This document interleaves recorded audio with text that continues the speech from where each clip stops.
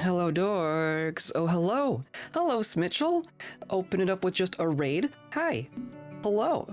Hi, everyone. How's it going? I got some cats. I moved a cat. Hello. We're just getting started. Also, I'm a little under the weather. So apologies for any sniffliness, but, hi. What's up? Let me give you a shout out, even though it's like it's just you here. Not just you, but, oh my gosh. I can type.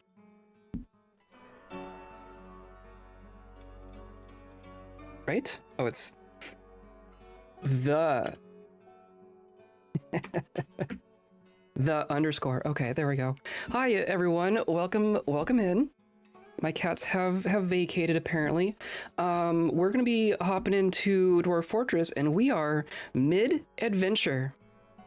We are having a very ridiculous time right now. We are a polar bear man with a divine metal axe and a suit of adamantine plate.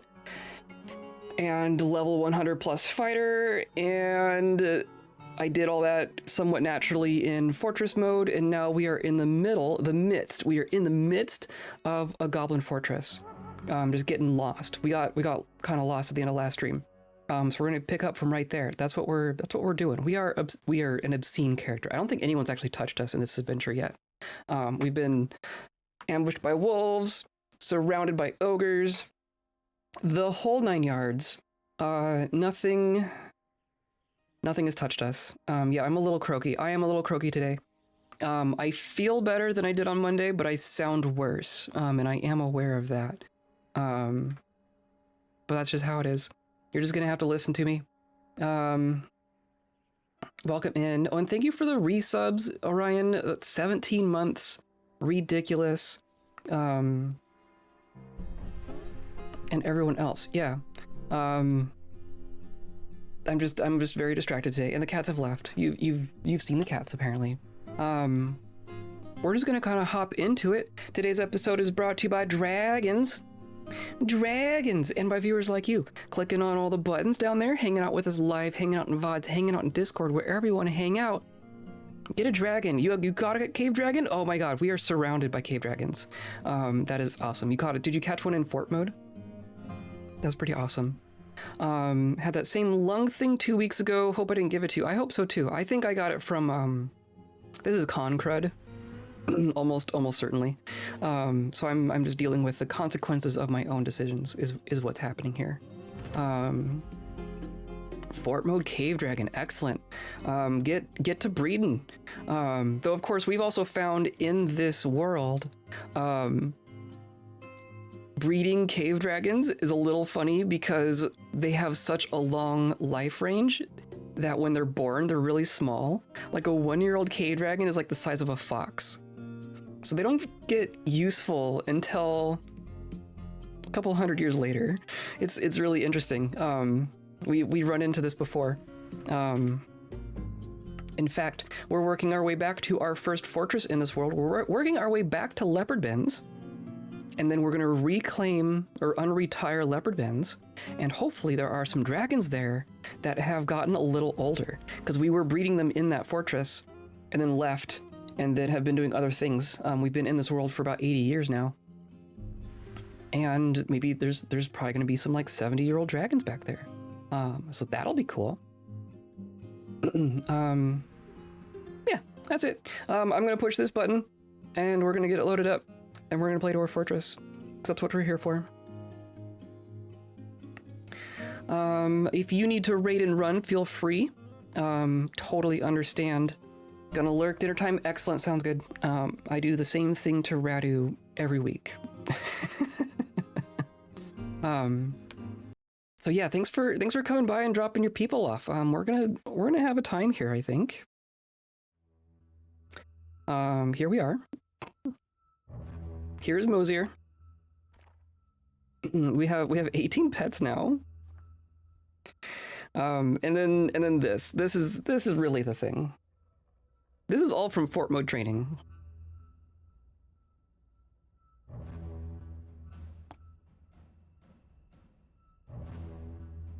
The cats are going to be rambunctious down here.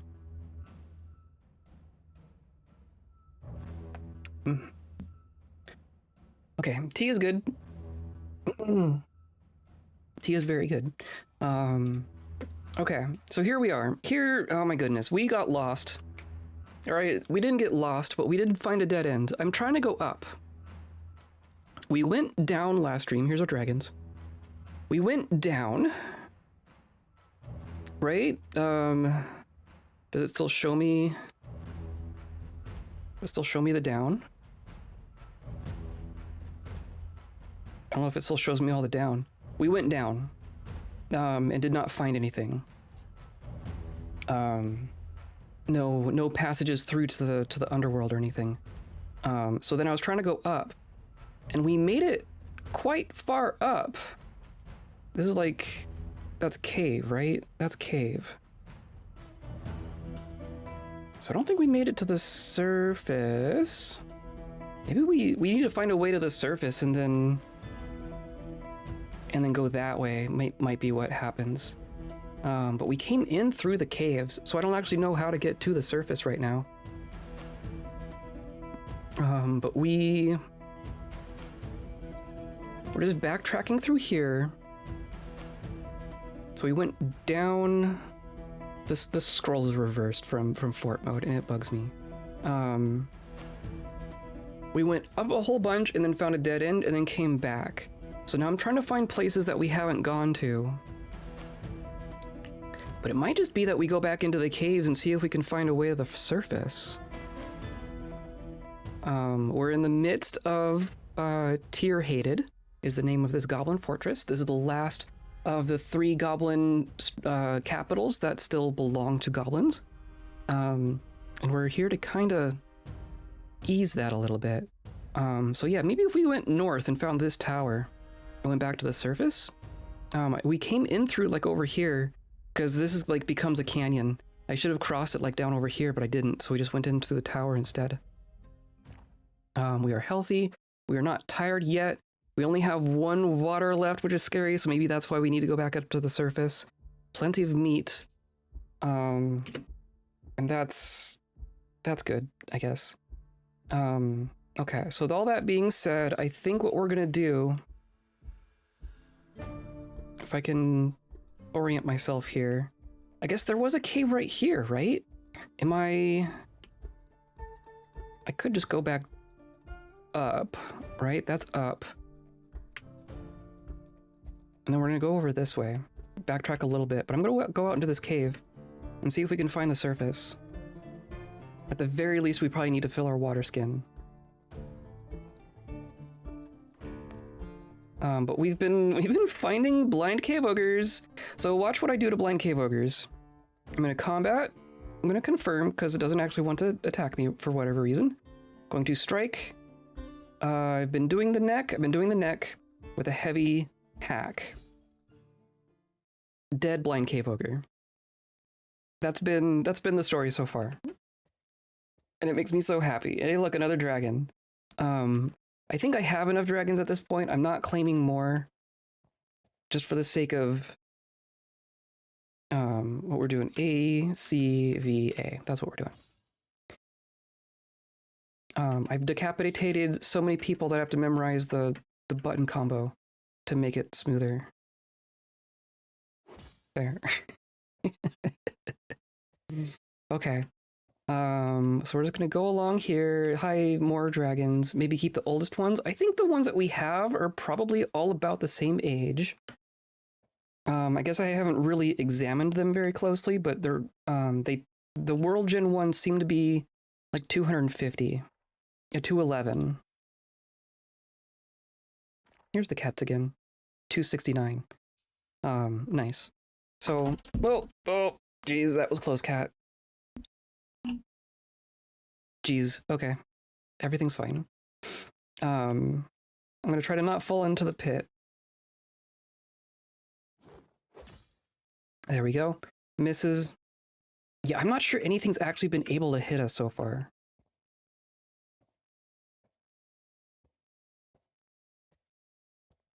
Oh, hi, troll. I'm really just here to kind of depopulate this a little bit. Oh, that was the wrong That was slightly wrong, wasn't it? Can I go this way? Oh, now the dragons are gonna get it. Now the dragons are gonna pounce. Combat. Not the cave dragon. Combat the troll. ACVA. There, that takes care of it. But if we've used like 180, I bet they're all over 100. 179, 200, 205. I bet they're all over at least 100. Yeah, 243. I think they're all pretty good. They're going to be a lot stronger than a 2-year-old cave dragon. Of course, we're a surface dweller, so we don't get cave vision.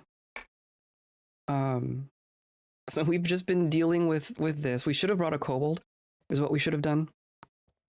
I regret not bringing a seeing eye kobold. But would probably also be a bit of a liability combat-wise. Because I think I'm not gonna go that way. I think kobolds have much less stamina. Like, they're gonna get tired and exhausted in here a lot sooner than our polar bear is. So I would hate to drag a kobold along and then just have to abandon them in the middle of a fortress, right? That wouldn't be very nice. What's the largest animal person that can see underground? Maybe that's a question we should ask. And then we're gonna be... Yeah, okay, so now we're underneath that tower. If we can find our way into a... Oh, that's just gonna be another big cave. I don't think that's quite what I want.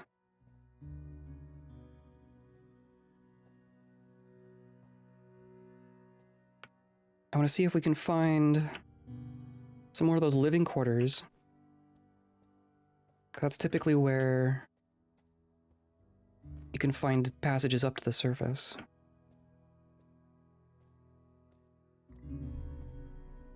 My goodness.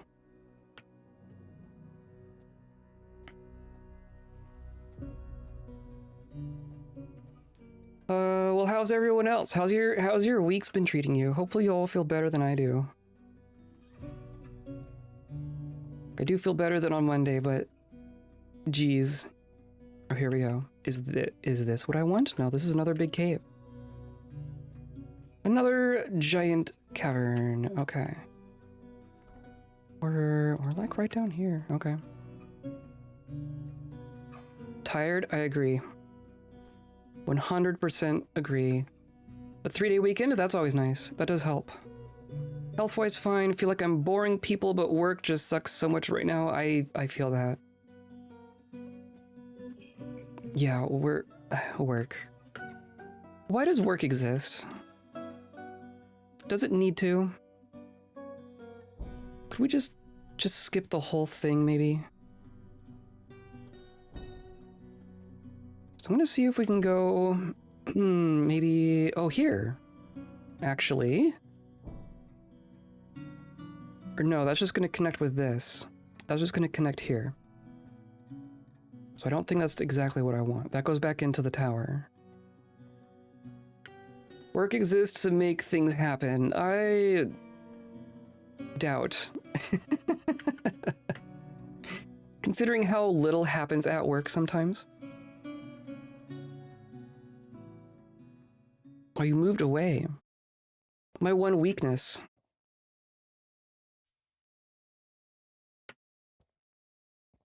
And it's like running away from us now.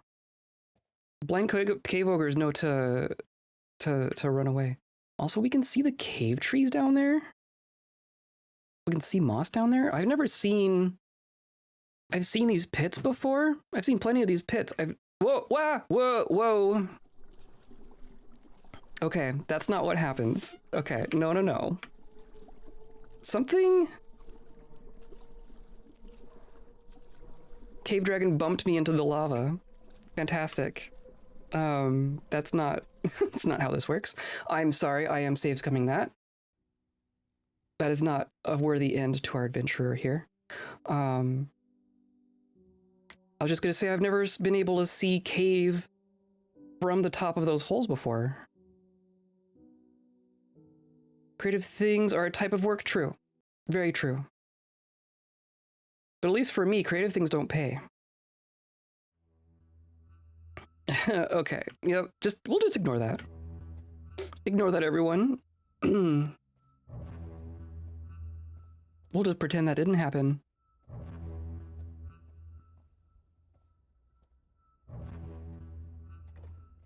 I shop at the place I work. I wouldn't have my snacks and goodies without me. Excellent. Snacks are important. I will agree with that. No, fine, whatever. You can go.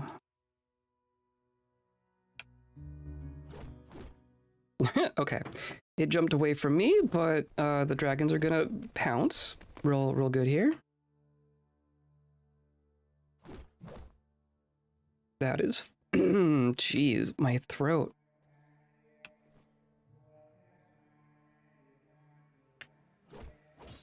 There we go.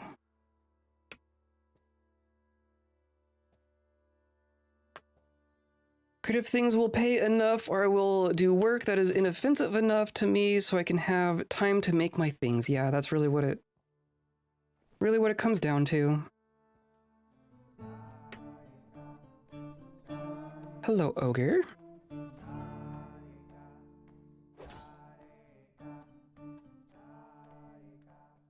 Okay, so I'm not gonna bother going that way. I don't think that there's anything up there for us.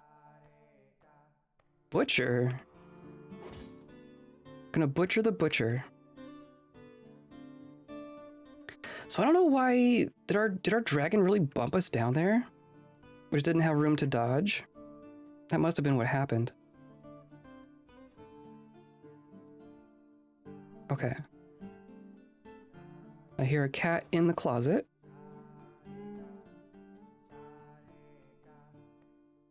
I worry I am unfit for the jobs that allow me enough pay to have that life. Yeah. Yeah. I know that feeling. Like I do not provide for myself enough to survive in that sense. I am only able to do this because of my partner. And that is 100% fact. Hello, everyone. My goodness. I'm going to combat the ogre.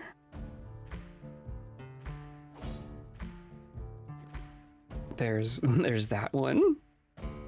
And then there's just a dragon there. And then I'm gonna get the troll.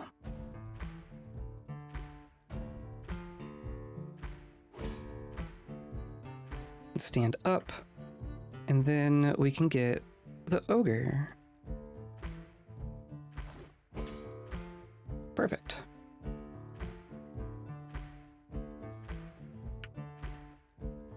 Okay. Hi, troll. Goodbye, troll. Is this gonna be another large cave? Oh, maybe not. Oh, is this? Okay, I see a door. Okay, I think this is right. I think this is where we're gonna go. And it's filled with ogres. I'm gonna assume... Oh my god. I'm gonna assume this is where we want to go.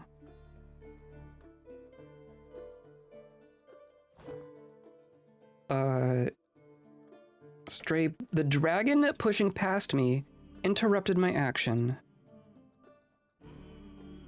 Or no, oh, that was wrong. Combat. Combat. Combat. Jeez. Absurd. We are absurd. And it tickles me to no end.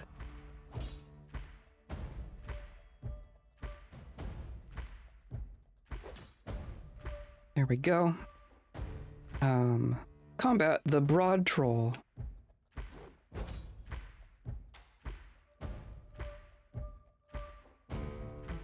if I can swindle someone into hiring me, then I'm set. Yeah, I mean, that's really the thing, right? You don't have to be talented. You just have to convince someone you're talented. Or diligent. Honestly, I don't ever really get a job because of talent. There's all sorts of dragons on top of me.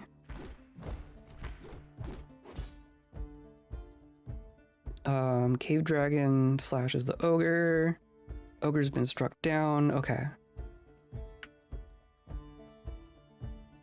And here's a stair. Oh, but it's a stair down. Interesting. Combat.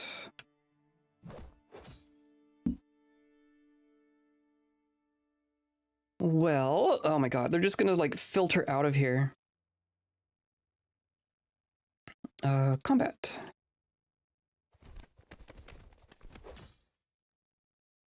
Jeez, okay.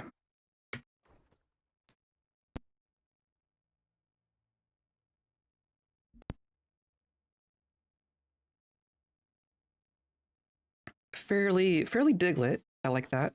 Fairly Diglett, but bad about not negotiating an appropriate wage for my skills and experience. Yeah. Yeah. Oh my god. If I can talk. My current boss has been very good about giving me unprompted yearly raises, which I have literally never experienced before. The first bosses that ever surprised me with a raise. And they're not like huge raises or anything, but it's like I get a cost of living raise every year. I don't even have to like ask or complain or anything. I'll just get like my boss will be in a meeting and my boss will be like, "Oh, by the way, your next paycheck has got a raise in it." It's like, well, okay. Thanks.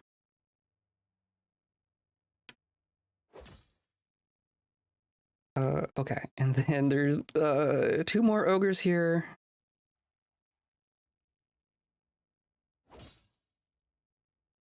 And then there's 1 more ogre here.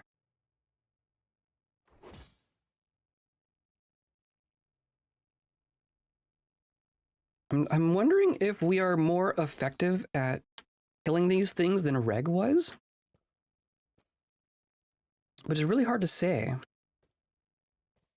Because Reg was also fighting a ton of Mineras. It turned out that the Mineras were weirdly durable.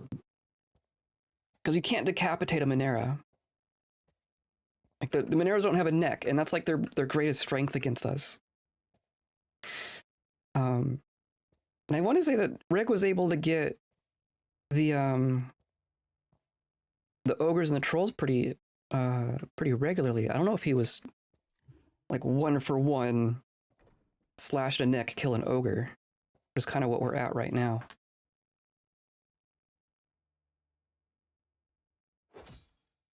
Like that. I do have a good boss too, which gives me a nice bonus and stuff. Good bosses make all the difference. They really, really do. I hear a cat is trapped in my closet. So I think I'm gonna go kick her out. And run to the restroom real quick. Goodness. Diagnostician. I diagnose you with axe to the neck. Oh, you moved away. Okay. Fine. My one weakness. Hello, Jexwing. I'm gonna save real quick and go to the restroom. I will be right back.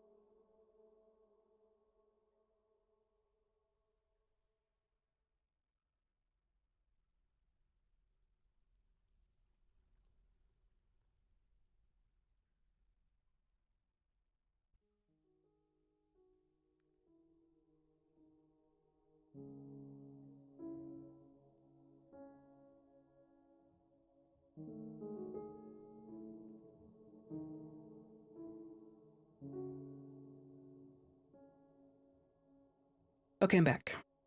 And I'm going to quit the desktop because we've been finding that weird music thing has been happening, but that is fine. Yeens when their mouth open, demon creature of teeth, death, and tearing. Yes. Yeen when mouth closed, baby. Yes, this is true. Okay. We're just gonna continue here. Hyenas are cute. They are cute. I agree with that. Oh,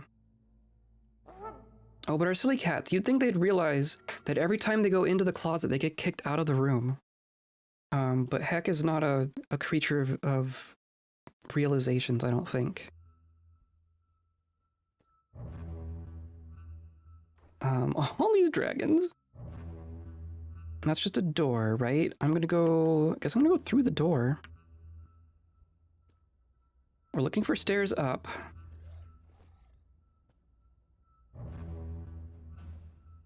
And ogres, but those aren't hard to find.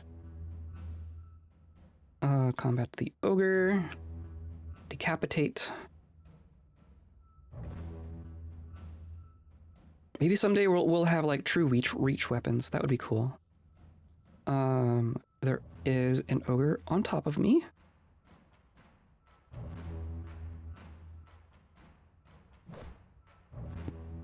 Okay, there's that one.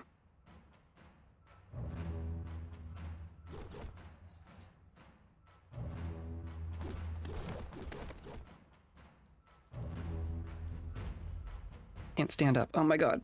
The biggest downside of having all these dragons around me at all times is the inability to stand up half the time.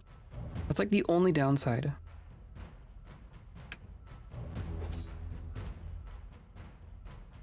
And they like slow combat down because I can take these things out much more efficiently than they can. There is... Thought I saw a troll. Maybe not. Let's go down this way. Large troll, tunic ripped to shreds, cave dragon bites the blind cave ogre. Yeah, okay. So our cave dragons are doing things. They are being helpful. Combat. There we go.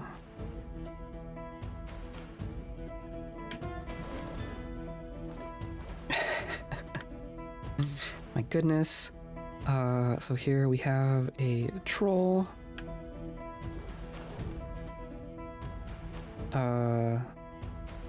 Moves out of range. Cool, thank you. Ogre Mason.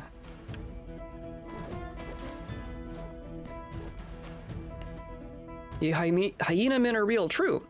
Hyena men do exist in this game. Hyena men have the interesting property. I think it's hyena and cheetah. Have the unique property of being like exactly the size between a dwarf and a human.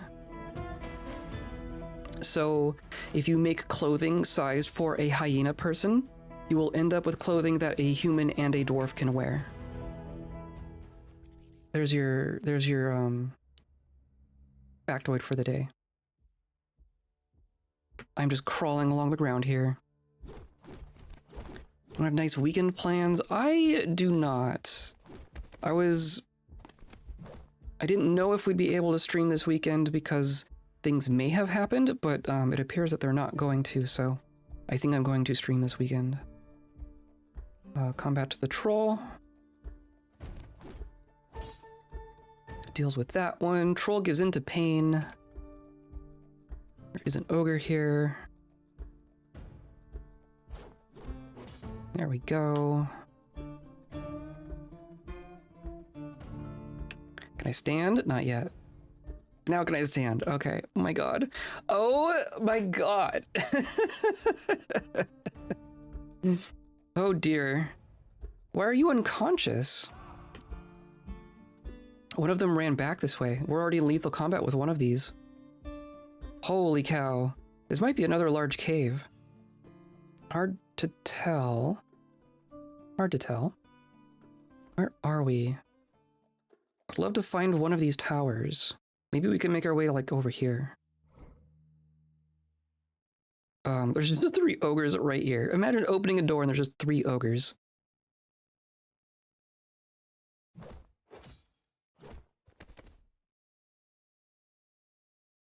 And they're just like squeezing past me. Excuse me, pardon me. Oh, my neck! My god. Combat. There we go. Now the dragons are just gonna rush through and go for the one we're already in combat with. Oh my god. So these are still bedrooms. This isn't a large cave.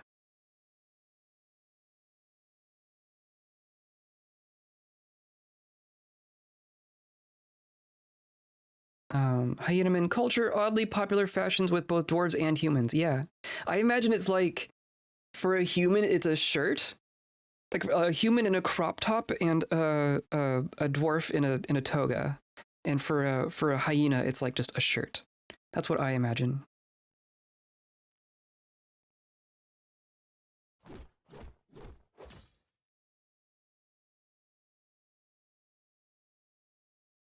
I did, but it's unlikely now as my fam are sick. Oh dang, such a relief as I'm tired after work, but also sad. Yeah, that's fair. Do you get to reschedule, or is it just we're not doing the thing now? Combat. And combat. It's nice when they're all just standing around me. My goodness. I'm diagonal here. Okay. Let's go down this way.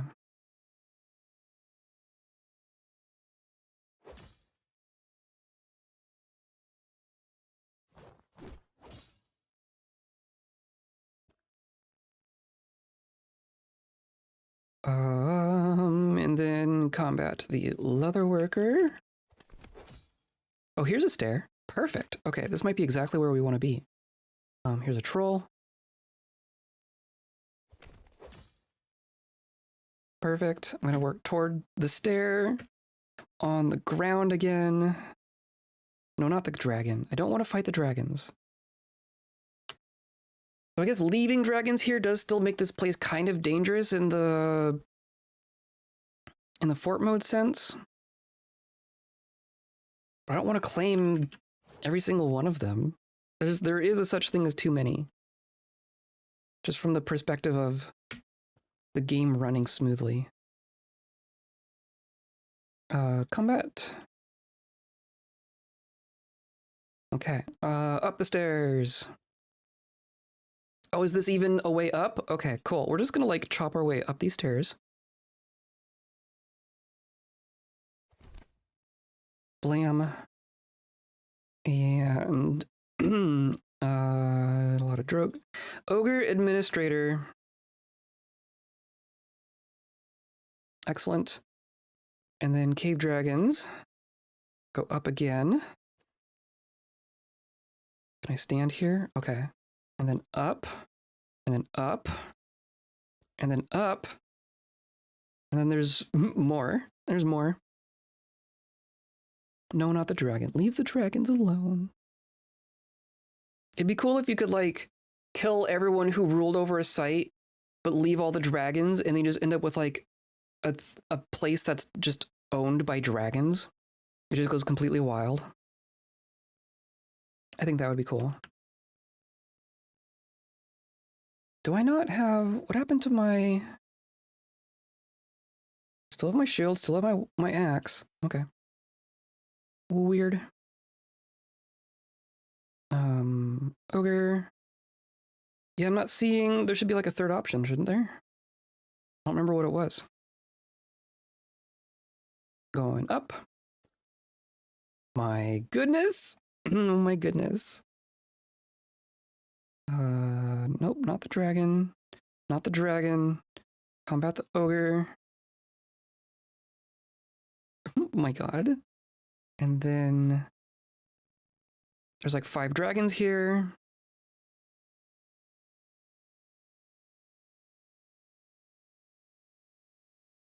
My goodness. Okay, dragon, me. Okay, going up. Jeez. I didn't realize we were so far down. It's the half leopard print that satisfies all sensibilities. True. I'll just do it later. My dad will get his birthday gift many weeks late, but it's entirely his fault for going on holiday and getting sick. Yes, that is definitely self-inflicted. I was so convinced that you would say that leopard clothes would fit dwarves. Neither dwarves nor humans, but the crop top moo is better. Yes, I agree. I'm glad it works that way. It would be funny if neither of them could wear it, but I think them both being able to wear it it's convenient in the fort mode sense and also hilarious to picture. Claim above his pet. Oh, the dragon's on the stairwell above us. Hilarious. Okay. And then another ogre mechanic. Jeez, here you are. Okay. Climbing up. Hey, look. Oh my god. Oh, I love it. Oh, I love it. We're just laying into them here. Combat the troll. The tall troll. I thought that just said troll, but it's a tall troll. And then there's another troll here. And then the thin troll. They're just all gonna walk right into me. Should I claim all the dragons? Can I claim a bunch of animals and then release them? Just not bring them with me to fort mode? I guess you can give dragons to people. What if I adopted a whole bunch of dragons here and then went to like a random human hamlet and started handing out cave dragons? You get a dragon, and you get a dragon, you get a dragon. What if we did that? So that we would take the dragons out of the ownership of the goblins, but not have to bring them all back to the fortress. I want to bring some of them back to the fortress, but we already have some there. From previous fort mode shenanigans. Yeah, I'm gonna claim some of these. Claim.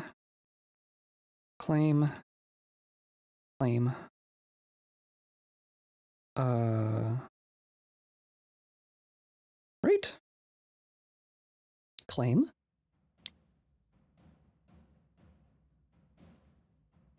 And that should be fine. I'm gonna move 1 tile. My god, there's an ogre on top of me again.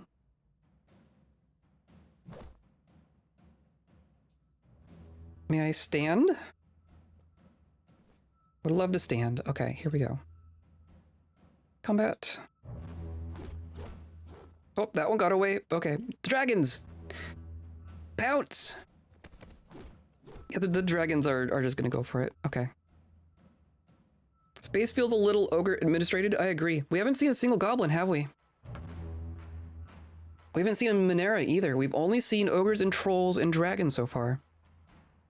So that's interesting on its own. The other one at least had Mineras. And when the goblins attack us, they also have brought Mineras sometimes. I'm really curious how that works. I know there was some mention by Toady in one of the siege mode or siege update conversations. Like there's some, like the capital as a site has some population, right? But then it sounded like when they launch a siege, they have some way of like generating more people. Like they're summoning them from the depths or something. Like, I don't know if that was something he was talking about in the future or if that's how it works now. But it seems like when goblins siege you, they can bring more or different attackers than they have residing in the fortress.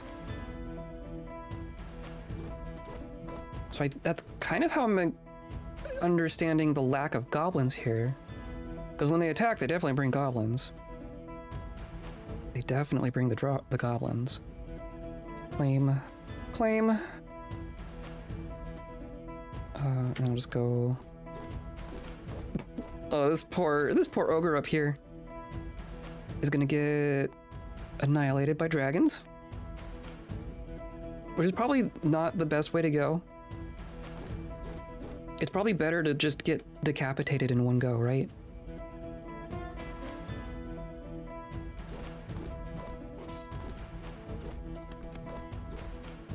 Goodness, because they're just gonna chew on him.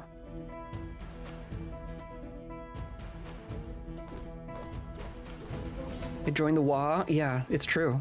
That is basically what happens. I heard there was a Wa. Oh, yep, get on in. Get in there.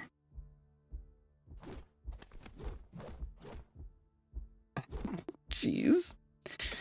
The fact that they just kind of filter into us. Yeah, there's 3 more ogres there. There must have been quite a few up at the top of this this tower here. My god. Claim? And then combat the ogre. This one's unconscious but still alive. My god. And then claim the dragon. And then I'm curious if there's anyone else above. Should I just go up the entire tower and clear it out?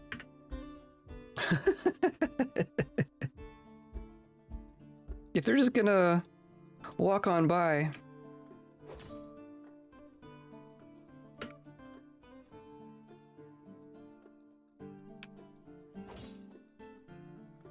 It's much nicer when I'm not getting trampled by my dragons. This outside?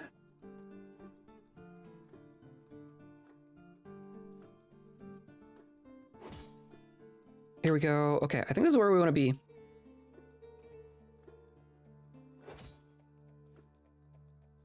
And then I got you while you're coming by. Might as well get you as well. Oh, you jumped away. Well, have fun with the dragons. If you dodge my axe, you just get dragoned. You just get dragged.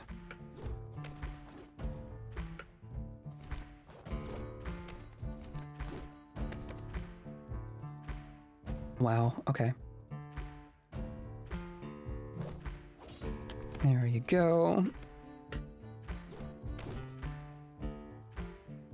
Yep. Combat. And there we go. And now we're outside. What is this? Is this water? Ogre blood.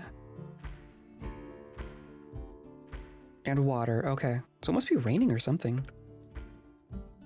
So, we are back on the surface. We are north of the tower. I think we want to make our way back down here. But I want to do it on the surface, and I want to find the tower on the surface and see if we can find an entrance that way. I also want to make our way to the river, which is also south, so that's convenient. But we're going to need to refill our water skin. We're not tired yet. I'm really surprised we haven't hit tired.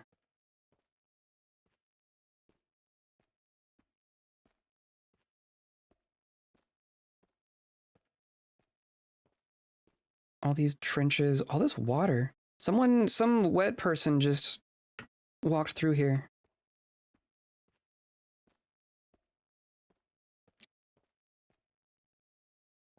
Don't think I can go up that way.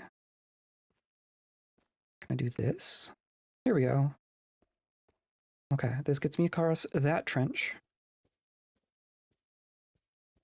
I hear... Oh, here we go. This is exactly where I want to be. Here's our slate block wall and a crowd of ogres and just a pool of blood? Why is there so much blood here? What? Look at all these tracks. Is this just because they've been bleeding and patrolling this? I think they're going back and forth between here and that tower we just came from. I'm also going to save real quick. I am really paranoid about saves in adventure mode, so forgive me. We have had some crashes and weird things happen, so I am being paranoid. I try not to save scum except for when I get pushed into a pit by a dragon.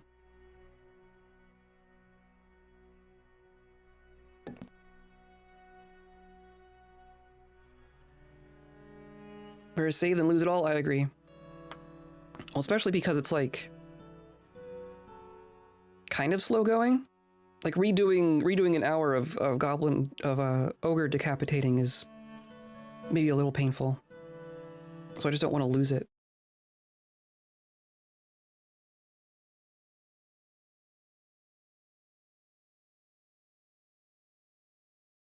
Alrighty.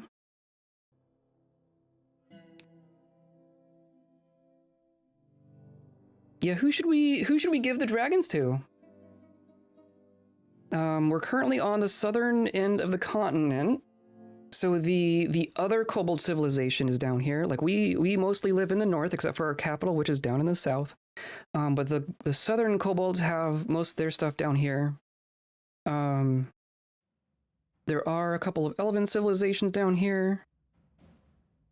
There's humans kind of generally everywhere. Like Leopard Bends is up here. This general area is our civilization, and then the other kobolds kind of live over here, so more over to our east. And then there's humans, there's dwarves, there's plenty of dwarves. There's a dwarf civilization here, there's one kind of in the middle here, and there's one way over here. So there is a southern dwarven civ, there is a southern kobold civ. There are miscellaneous humans and elves who could all get dragons.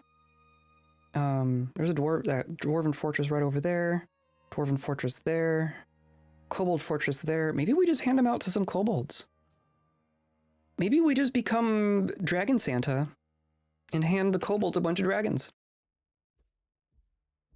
If it was a good use of time, I'd ask you to gift every person in every hamlet a cave dragon like some overly intimidating Santa Claus. Yes, exactly.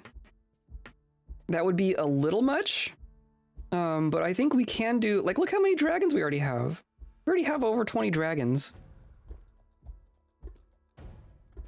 And there's just more filtering by us here.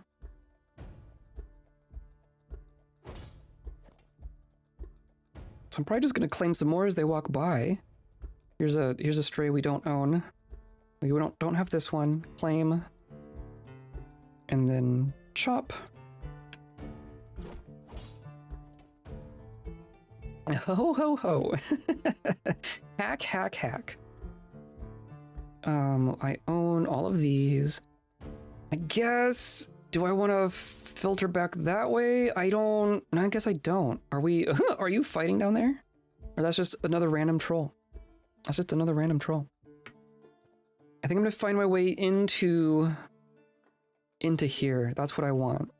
That's ultimately what I want here. But should I grab water first? Might be smart to grab water first.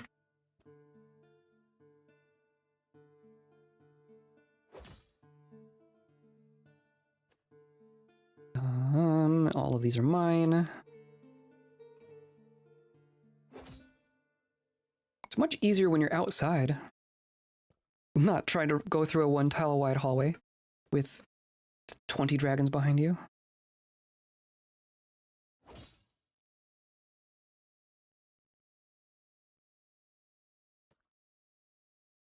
Come back.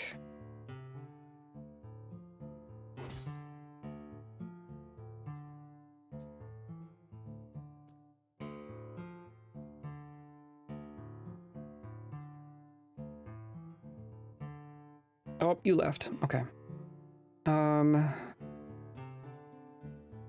Is the music going? I have my audio kind of low. It's hard to tell.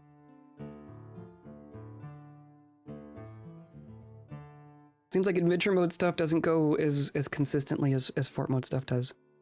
Maybe gift them to Leopardman's hamlet. Oh, that's true. So you can recruit them for patrols. Interesting. We do have a hamlet associated with Leopardmans now. That's an interesting thought. So I have them nearby, but not in the fort. Because it's just having a million dragons in the fort during fort mode is just a lot of overhead.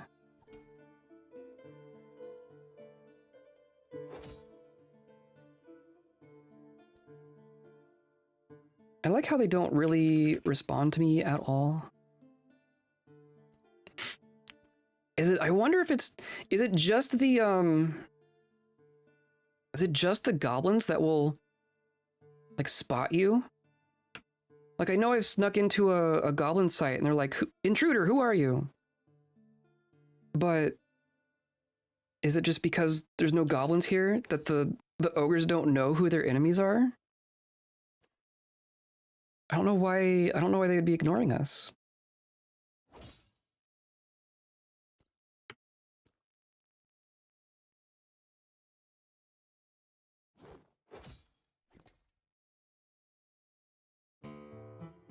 And then we got our dragons are all kind of spreading out here. Oh, a different raid. Hello, hello.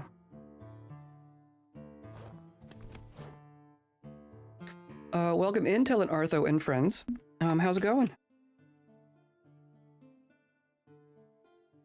There we go. Read, raid, excellent. You're dwarfing. Look what we're doing. We're adventuring. We are an adventurer. We are experiencing trauma, which I guess makes sense. Not that they've actually been able to hit us or anything. They can't do anything to us. Going well, plan to play Fort until it fell in 30 minutes. Oh god. Good job. You found the fun. Okay, so that troll is in combat with us. We have a bunch of goblin or a bunch of dragon friends here. Started a new fort. Now it's 11 hours later. Gotcha. Wow. Did you stream for 12 hours? I cannot do that. We are decapitating ogres. Be impressed. If you need to read and Ren, then feel free.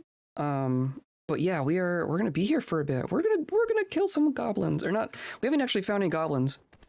Trolls and ogres, aplenty. But we haven't actually seen any goblins.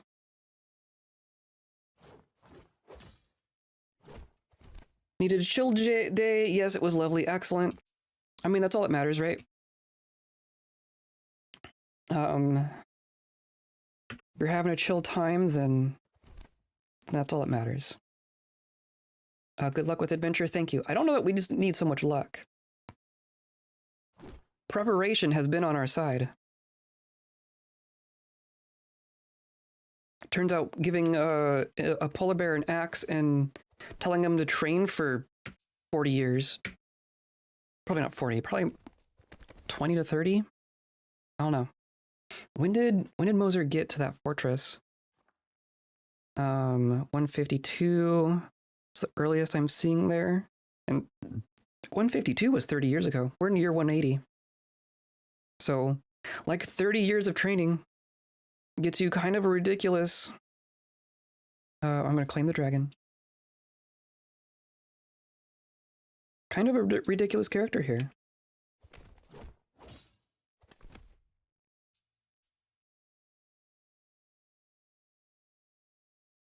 But ridiculous in a different way than our undead characters have been. Like, we've had other ridiculous characters mow down ogres. You're all just hanging out in the doorway here. Oh my god. Why all the blood? Why so much blood? Wow.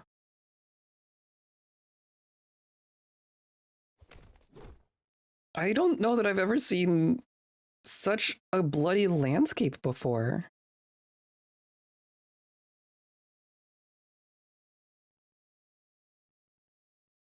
Granted, we're not helping, but this isn't me. And then this is all like, this is all water. Is it raining? It's not raining. I smell cave dragon. Huh. And the sun is slowly setting. And we're still not tired. I'm really surprised by that. Yeah, I guess we're gonna head in. I hope I don't regret this. I'm gonna claim the dragon. But I want to find the top.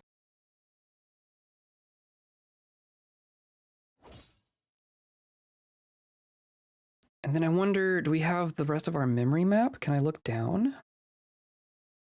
Yeah, oh, we weren't even close. Does it just not connect? Interesting. I'm gonna go up first. But if we have extra stamina by the time we're done, maybe we go down as well.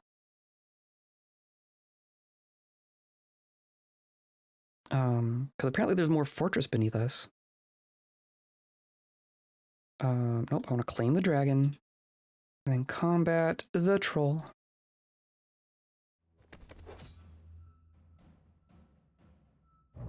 And then you're all good. And then you I can claim as well. Oh my god. The water is interesting too. I don't know who's tracking all the water, because it's not raining currently.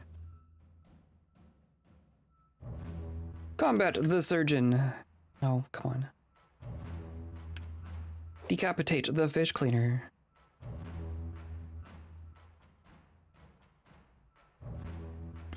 Claim the dragon. Right? It's like they don't register as being yours the turn that you claim them, but then the turn later they become your ally. Right? And then if I go, yeah, interesting. One tick forward, they're my ally. Oh my god, look at this. Claim. Most of these are mine. Oh my god, that's ridiculous. That one I'm in combat with, so I'm gonna let the dragons pounce on it. Just so they can feel involved.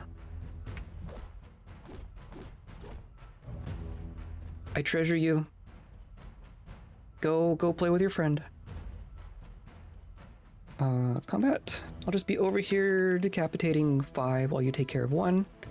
Don't worry about it. Oh my god.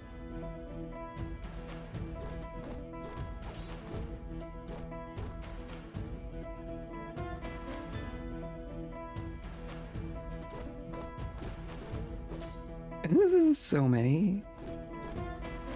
And then it's just gonna take them forever to actually complete that kill. But it doesn't mean they're not getting under my feet in the meantime.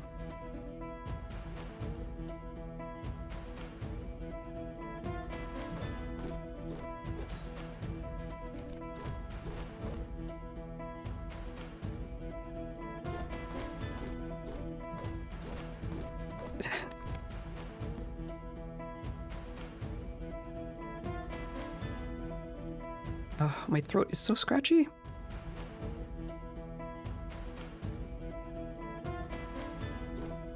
Conan the Barbarian and his 30 vicious dragon hounds. Yeah, no joke. Probably more than 30. We got more than 30 at this point. Claim. Claim. Jeez. And then I'm gonna claim that dragon and combat that ogre.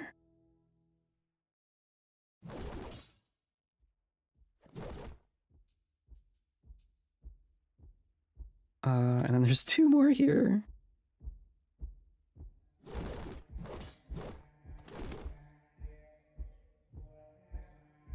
And then this one. I'm so getting something eaten after work. Getting something eaten or getting something to eat? Kind of tired that gives you a tummy ache. Oh, yeah, that's never fun. Yes. Claim that one, and claim the fat one, and that one. Why not?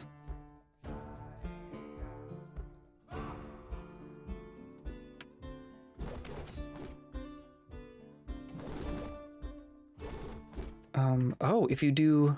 Oh, interesting. I think I just learned something. If you have a long combat log from the turn, I want to do that again on purpose. Now that the dragons are done, we're not going to get a long combat log again. I've been wanting a way to scroll through those multi-page combat logs really quickly. And I think I just accidentally figured out that if you do left or right on the D-pad, the directional arrows or whatever, just do left or right, it goes to the end. I've never actually done that before. Bulging eyes troll. Yup. Flame. You're already mine. You haven't yet. Flame. My goodness. Oh dear. Okay. Now they're just all on top of me. Yeah, there's a giant pile of troll dragons there. As you do.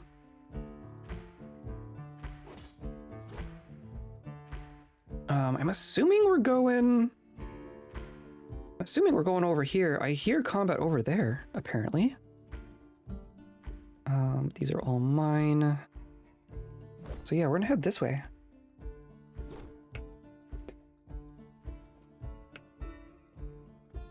Good Lord.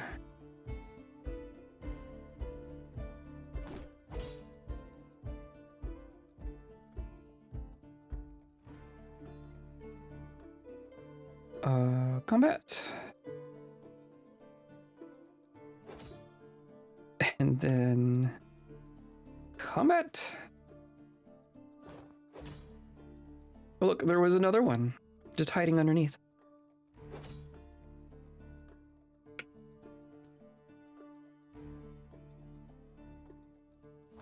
My God. I'm really curious to see how this would work if they were all actually trying to attack me at the same time.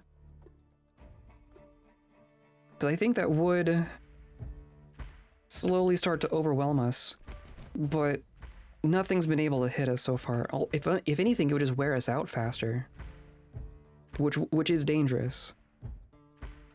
Ogre. Like being surrounded by 50 aggressive giant cave ogres while exhausted is bad news no matter who you are.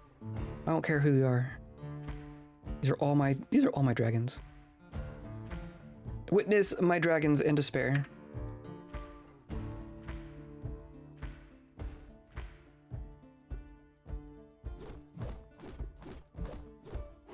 My God. And see that one. Okay, so if I do right? Yeah, I think I didn't actually mean to go right. I think you can get to the bottom with left or right. Me, I'm exhausted. I agree. Where are my dragons? You gotta get in line. Get to the hamlet. So it's first come, first serve. Jeez. Oh, that one's not mine. You, I don't recognize you.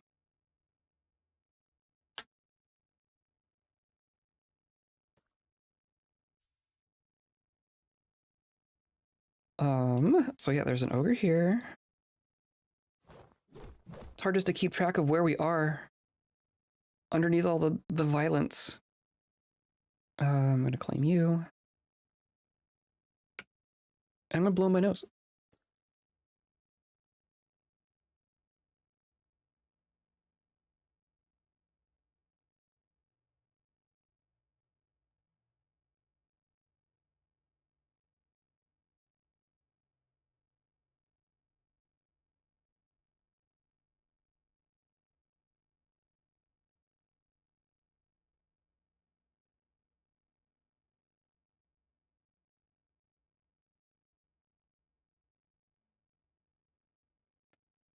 Okay, that's better. I'm glad to have a button that just mutes and gets rid of my video real quick. For exactly that reason. Okay, claim. Nope, not close enough. Gotta kill the troll first. Combat the troll.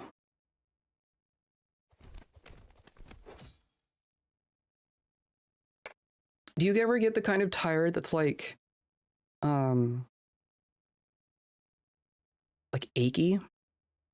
Like when I get really, really tired, like if I'm doing it, which I haven't done in a long time, but trying to do like 24 hours or like do an extra life.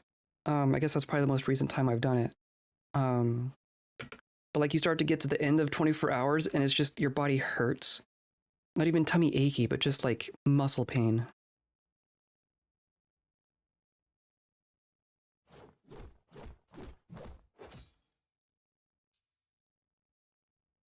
So I am here. I'm going to try to get out from underneath all of these dragons, and then it just occasionally gives me a glance of things. I don't know why I can see this. You cannot see the sky clearly from here, but available sunlight indicates the day. Interesting. The ache one bad? Yeah. It's usually like the limiting factor in how long I can be up. Sometimes I'll be awake, but my body just hurts.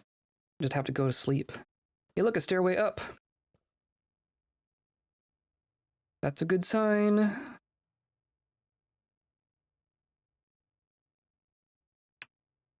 Oh, I can't stand. Can I stand here? Okay, good. Combat.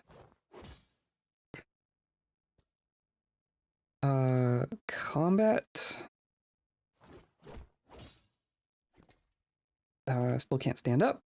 I'm gonna... Or no, this is already my dragon? There's a troll here, I see.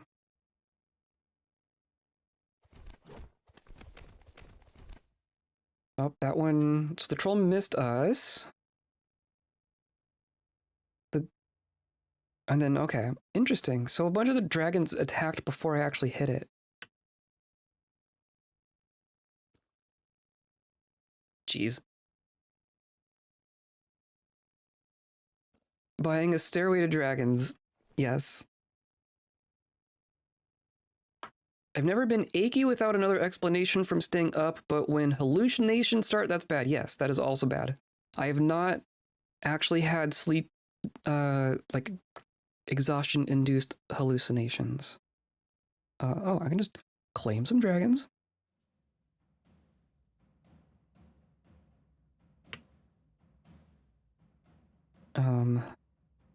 And then some more, or those ones should be mine.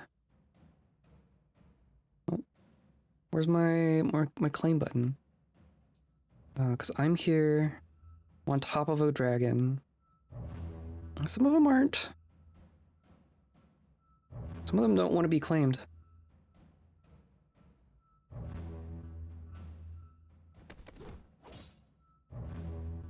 Been loopy at worst. Yeah, I've been loopy. I've been delirious, but I've always been like, I know I'm delirious. And I know what's causing it.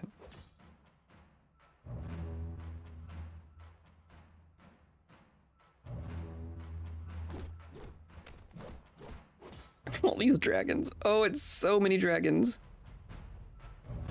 So I'm here. I'm going to claim that dragon. The rest of these seem to be mine. So I'm gonna keep working towards the stairs. There's still so many people here. All of these dragons, or no, that one's not mine. See, sometimes, so like Frail Cave Dragon, I'm one tile away. I have lead, but I don't have claim, but it's not my... It's not my pet. Oh well. We're just gonna keep going. This one's new. There's a 1 there. Okay. I'm gonna go up. Go up! Oh, and this is like an open... Okay, interesting. I think that's a good sign that we're gonna find our throne room here. And that doesn't go further up. That was just downward stairs. So I think we need to go through here. Get some ground on our dragons. Hey, look! More ogres. Are there stairs over there? I can't tell if there's... I don't... Is there not? Is there not stairs here? You're all just standing there?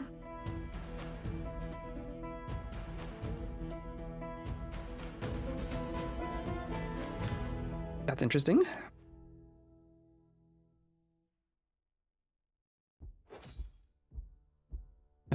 Claim you. Combat. Combat.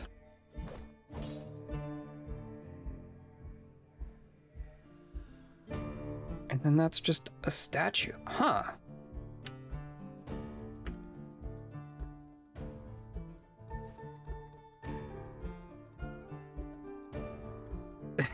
I don't think there's any stairs under there.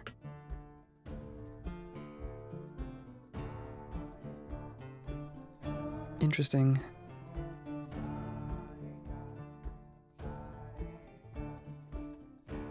Oh, I want to stand. I do want to be on my feet. You're like anticipating where I'm going now?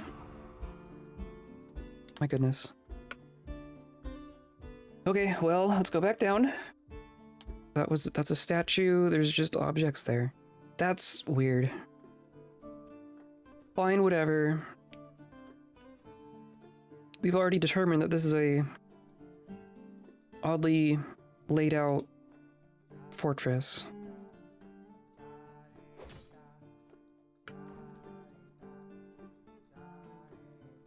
Go 1 tile, kill an ogre. Go another tile, kill an ogre. Oh! Are you being attacked from above? Interesting. I don't know how you took so many hits there. But I don't care. I'll let the dragons take care of it.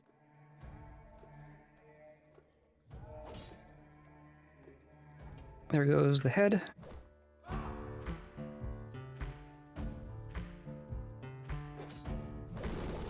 Blood, blood, blood. There's so much blood here. And it's all their blood. Like, this is all ogre blood. That's what's interesting.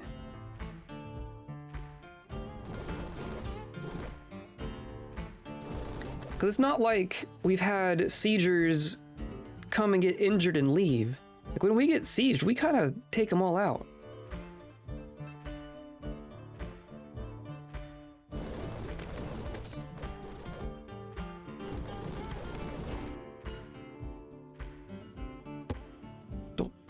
When it happens, you really need to go to bed? Yep.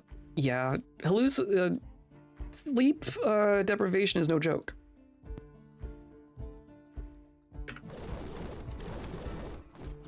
It can be bad. It's one of the weirdest things that can be, like, fatal. It doesn't feel like it should be possible. And your body will try really, really hard to make it not happen.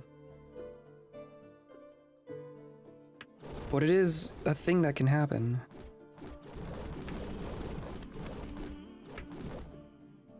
Jeez. Okay. I'm gonna keep going. It appears that that one died because there's no more combat going on up there. I'll just grab that one.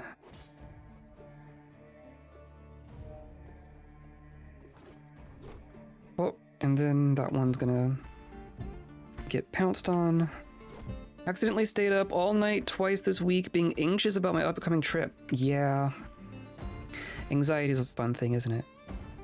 Is it a fun trip? You don't have to talk about it if you don't want to, but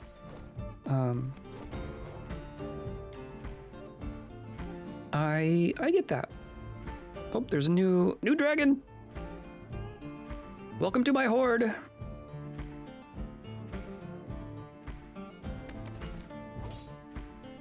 There we go. And then I think this is a new one. That's a new one. Or I guess I should check the rest of this room just in case there's something else in here. Very fun. That's good. So like good anxiety? Not that the anxiety is good, but like anxious for a good thing to happen. I know what you mean.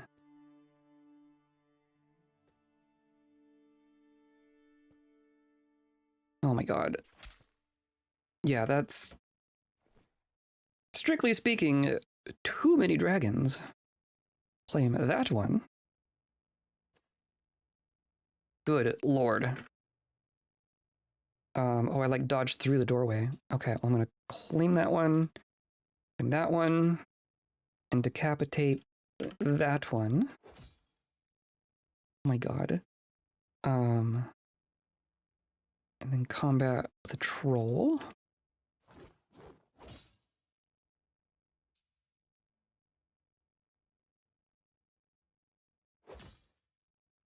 The only time I've been tripping walls melting was when I had a crazy time at uni staying up all night supporting a friend, then didn't sleep the night after and just remember being sat in a spare room on a different plane of existence and my dad was just shouting at me because he didn't understand. Uh-huh. Just leave your body completely behind. It's okay. I've never quite been that far gone.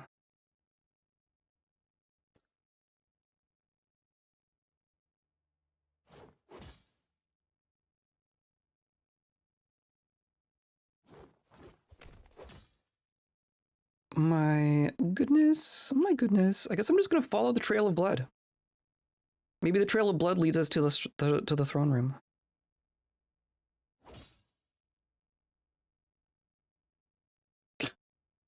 Oh, is that stair? Well, that's stair down. Interesting. But it could be a go down and then go back up situation. Tripping on pillows. I'm gonna go this way. Do I go down? Do I just follow the way where they're all coming from? They're all coming from somewhere. Kind of, maybe. Can claim that dragon. The dragon stack is absurd.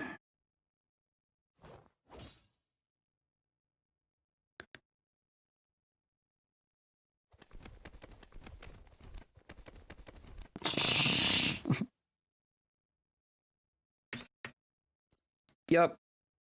That's a lot of dragons. That's a lot of dragons. I guess I'm gonna glance through the rest of this room to see if there happens to be another stairwell. There doesn't usually tend to be 2 stairs in one room, though.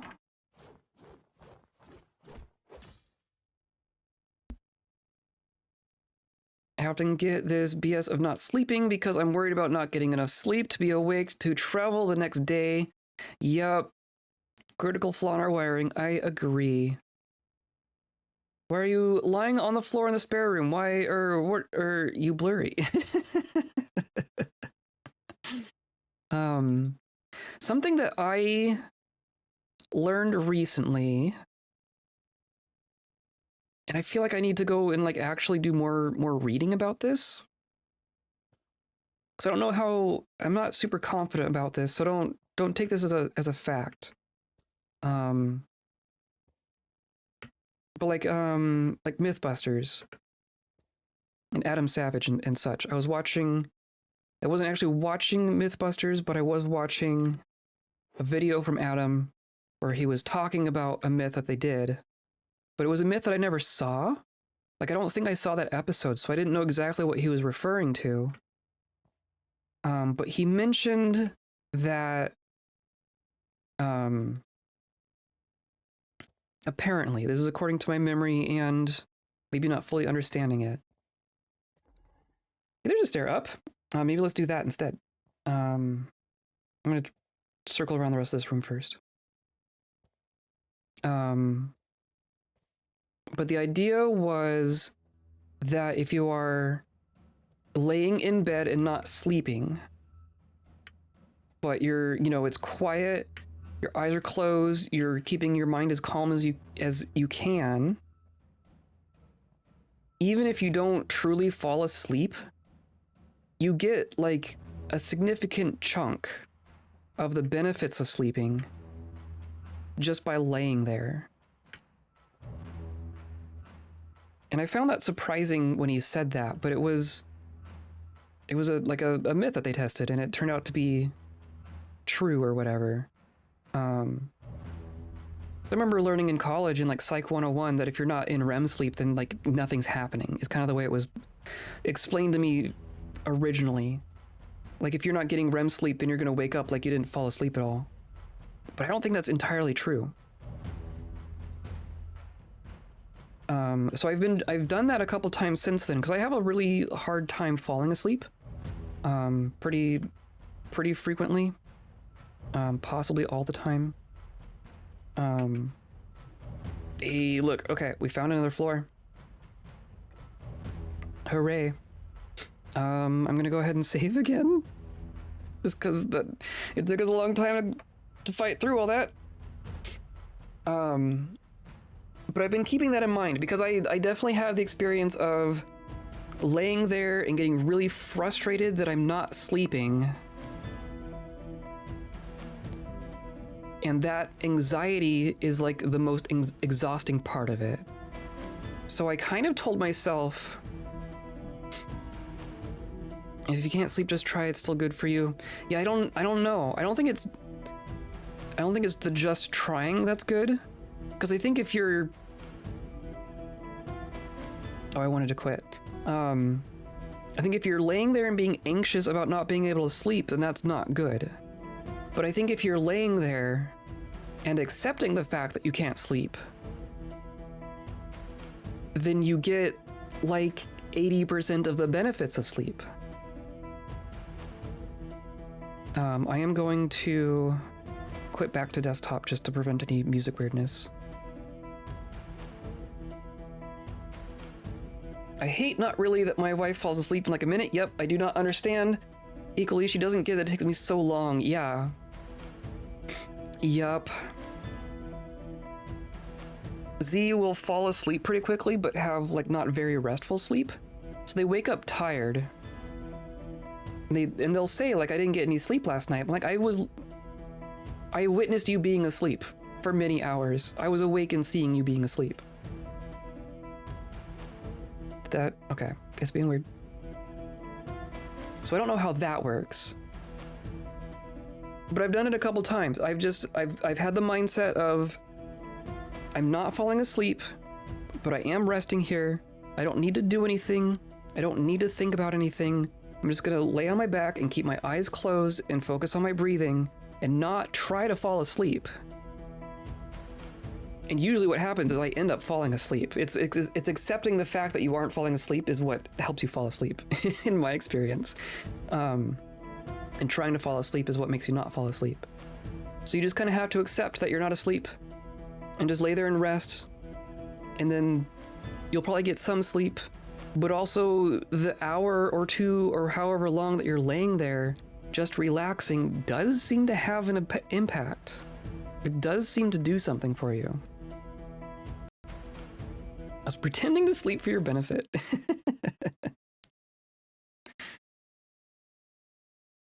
She's easily woken and immediately gets a migraine for the whole next day. Oh, that's worse. That's worse. Once I do fall asleep, I can usually fall back asleep pretty quickly. It's just the first time falling asleep is awful. And then if I wake up like a couple hours before I would naturally, then I don't fall asleep. But if I go to bed at a reasonable time and then fall asleep 3 hours later and then wake up in the middle of the night, I can go back asleep. But then if I wake up at like 5 a.m., then I don't.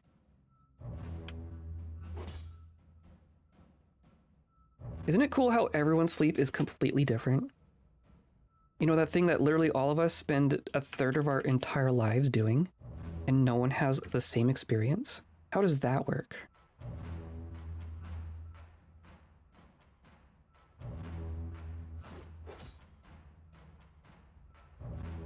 Claim you. Okay, what else is in this room? I usually just make up some imaginary scenario in my head and try to lean into that. It usually works. If I can stop thinking about me in bed trying to sleep and think about whatever else it helps. Yeah, I think that's the main thing. Like, I usually think about things when I'm in bed attempting to fall asleep. And I feel like I should let my mind clear itself a little bit more, but that's not exactly a straightforward thing to do. But yeah, as long as I'm not like getting myself amped up, like don't just look at the clock. Like some of the worst nights of sleep that I've had are the ones where I have a clock visible the whole night. And I'm just watching the hours tick by and I'm like, oh, well, guess I'm only getting 4 hours of sleep. Guess I'm only getting 3 hours of sleep. Guess I'm having a terrible day tomorrow. And like, that's what really messes it up for me. Why is this different for so many people? It's so weird. It's like our brains are all different or something.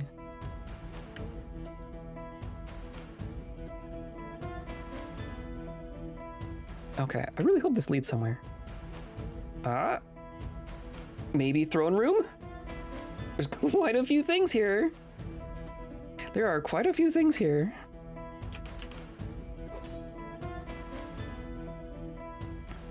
Claim. Combat. My goodness. Combat. And combat. Cool. Didn't even see it coming. I'm gonna claim that one. I'm gonna claim that one.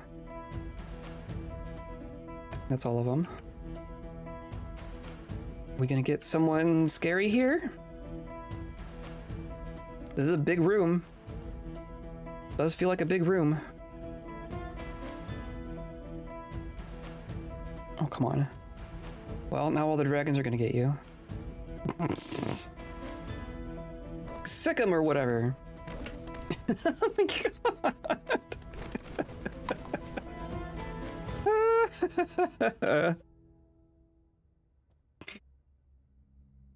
I love this game. I love this game.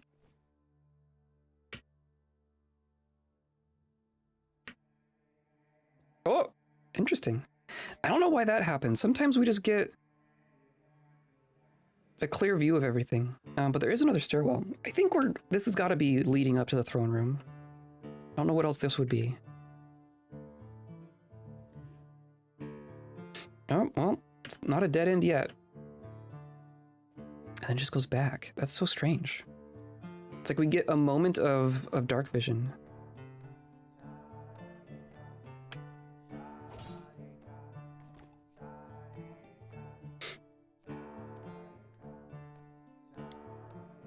My friend Emmy, who is a manager at a board game company, and she literally is off 4 hours of sleep. I don't get it.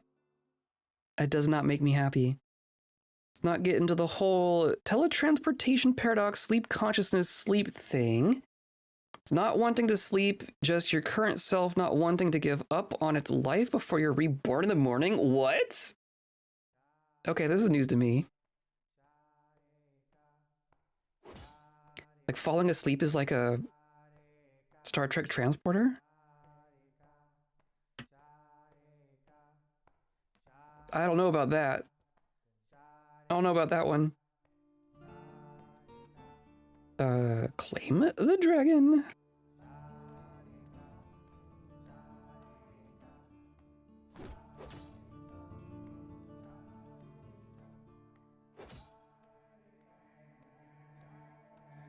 Definitely a thing. Some very famous people supposedly live on next to no sleep, but when you interrogate it, it's often either not true or they had huge health issues, arguably linked to it later down the line. That is also true. So you know about the transporter paradox. I know about that one. I haven't heard the sleep version. Something I've heard and not experienced is that as you get older, like as you become an elderly person, your body needs less sleep. Because I had an older coworker who, same kind of thing. He would live off of like 4 hours of sleep. He'd get like work done before coming into work at 6 a.m. He'd be like, I would walk in at about the same time as him and be like completely dead. So I had just, rolled out of bed and then gotten on a bus and then got down there, and he's just so chipper. He's already had half a day. I don't get it, but it's just said it's just something that happened naturally as he got older.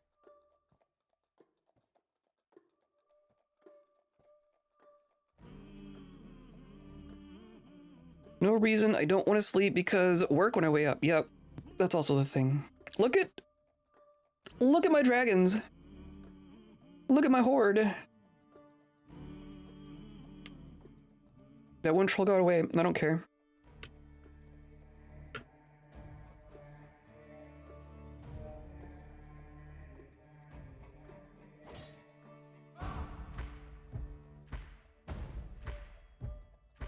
If you get into the messiness of that, you start to lean towards the idea of life being unbroken consciousness, which then means that you start to question if sleeping is the same thing as being teleported. Sure, you wake up with the same genetics and memories, but are you the same person? But by that reasoning is, could you even say that sleeping is like a boundary between two coherent beings? Because your body is always changing. Your brain is always changing. You never have the same brain twice, right? You never have the same collection of memories twice. You're never the same person twice, even throughout the day, if you're going to go that deep into it, right? I think that's kind of a natural aspect of life, of time, is that no 2 seconds are the same. You're the same person. There is a continuity between who you are today and who you were yesterday, aside from the part where you were unconscious for a little bit, but you're the same person, but you're having a different day. Oh, there's a stairway up. One theory that I've heard, which amuses me to no end,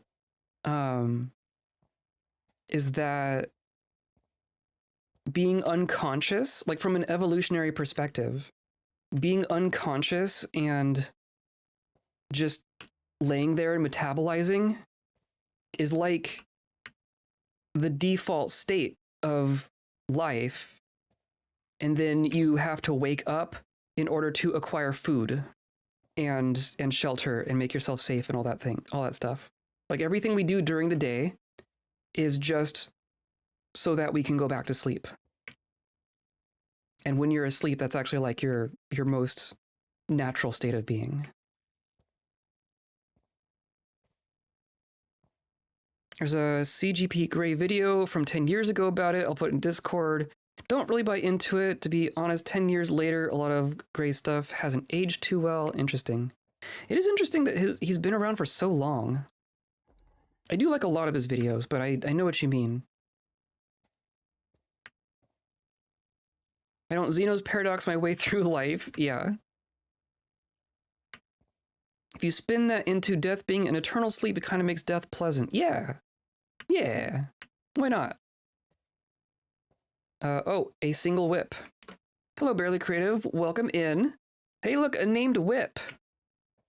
That seems significant. Are we in the throne room?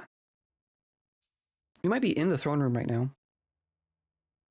Get whip. Yeah, okay. I think this is the throne room. I don't know if we're gonna actually find a person. No one's like, how dare you be in here? Just a bunch of empty pedestals. Holy cow. This place is huge. Okay, there's another door there. Are you named as well? You are also named. I'm just gonna get a bunch of artifacts here. Heck yeah. Is that a named? Oh, that's the throne. Okay. We have found the throne room. I don't see anyone here. Of course, I can only see a small portion of the room at a time. It's possible there's a goblin out here somewhere. Oh, goodness. Get me out of here.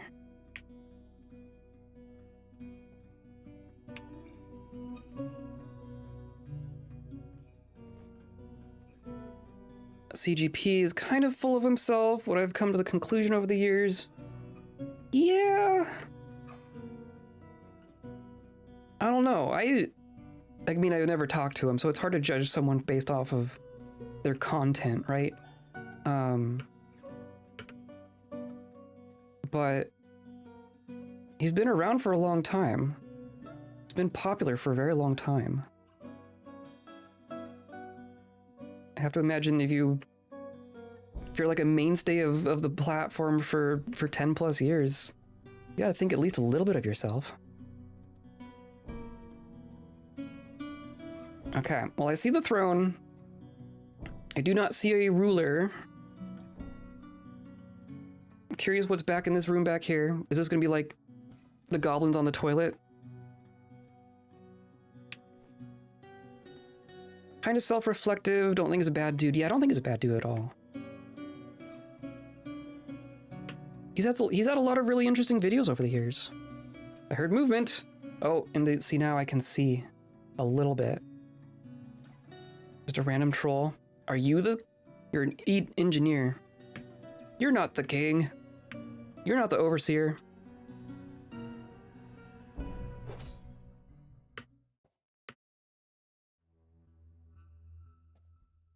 Goodness, and I still hear movement over here. More dragons. Oh, it keeps going up. Interesting. I've never seen anything above a throne room before. Or maybe, I don't know what, maybe that's not the throne room, but it has a chair and pedestals and artifacts, which to me says throne room.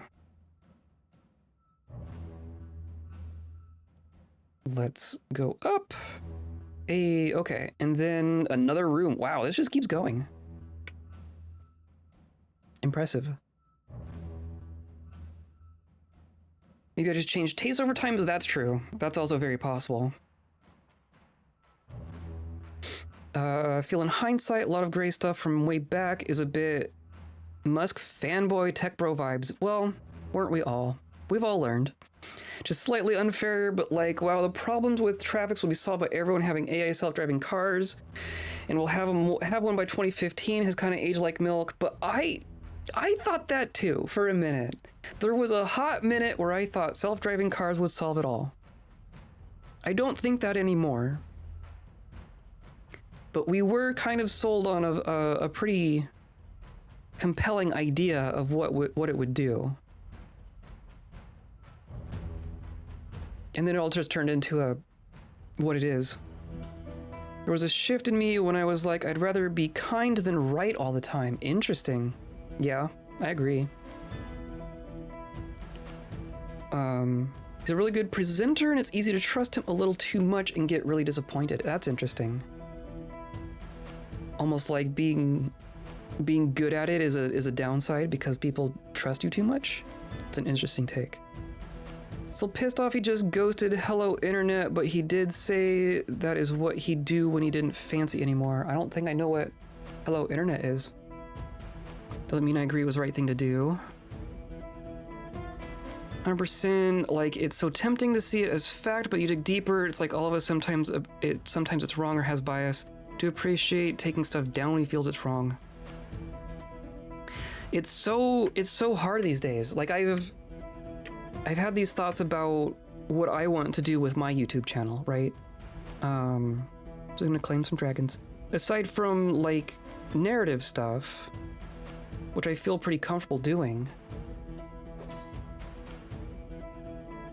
like, it's the idea of making a YouTube video where you're claiming to be right about something, where you're claiming to have a fact that you are presenting to an audience, is so damn hard now. And maybe that's a good thing. Maybe that's generally a positive thing because we all have higher standards. But, like, is it even possible to be correct about anything anymore? Is it possible to take any idea and actually convey a fully correct rendering of it in the context of a YouTube video? Or is there's always going to be something left out, something simplified, and then that's, you know, deemed wrong and just incorrect by the people watching? What?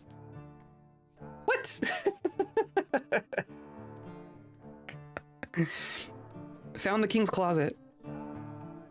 That's hilarious. Okay, why not? Can't believe you left that Shem video up after the news came out about what they did to those poor previously unalives. It's a pretty toxic video, can't lie.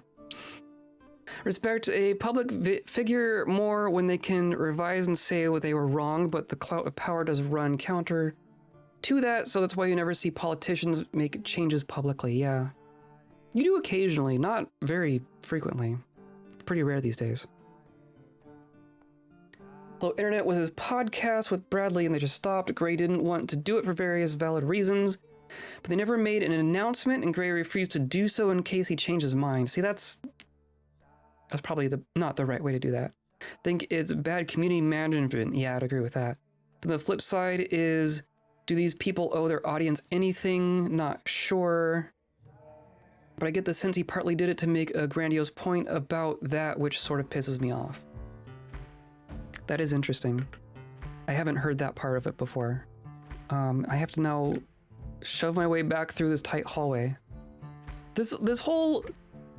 We went through the throne room and up like 2 more flights of stairs to this random squiggly hallway that leads to a dead end, to a little, like a toilet. Like, that's a room for a toilet. That's the Overlord's toilet. This world does not have toilets or plumbing or anything like that, so the goblins invented one toilet and put it way back here behind the throne room. That's my explanation here. I think... I don't know, not knowing the full situation and being on the outside of it and everything, I feel like you could get away with being like, I'm going on hiatus, right? You could leave the possibility of coming back open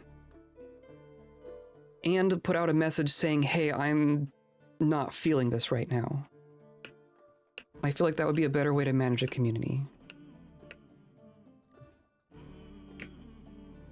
Because it is hard to say something about, you know, do you owe your audience anything? But, like, I think you might owe them a little bit. You might owe them an explanation. You might not owe them continued content or a view into your life or, you know, the whole situation. Like, you're allowed to be private still. You're allowed to have your private life and not explain everything. But it is a little rude to just disappear and not explain it.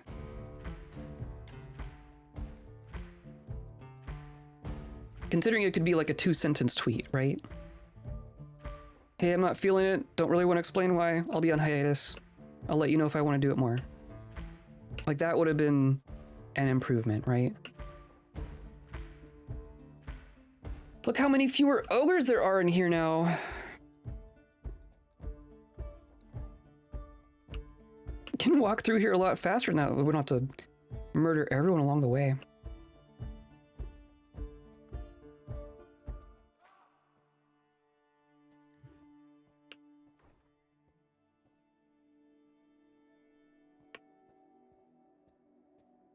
Because like your viewers, maybe not every viewer, but like if you're building a community like that, or like this that we're doing here, your audience and your community members do have some amount of I don't know if loyalty is the right word, but they keep coming back, right? If they keep coming back, you at least have to put a sign on the door when you close it, I think. Flip side, I just don't know what it's like to be scrutinized. That's a funny spelling of scrutinized. And criticized by 100,000 people for years. Yeah, I mean, I get that. He's probably well within his right to stop doing it. But doing it without a explanation is a little weird. You have to take a hiatus. People are cool with that, yeah. I think more and more these days people are understanding of creator burnout. Like for a long time you'd have creators in the mindset of, I have to keep creating at this pace for forever or the whole thing collapses. Right? If I miss an upload, then my YouTube channel closes, right?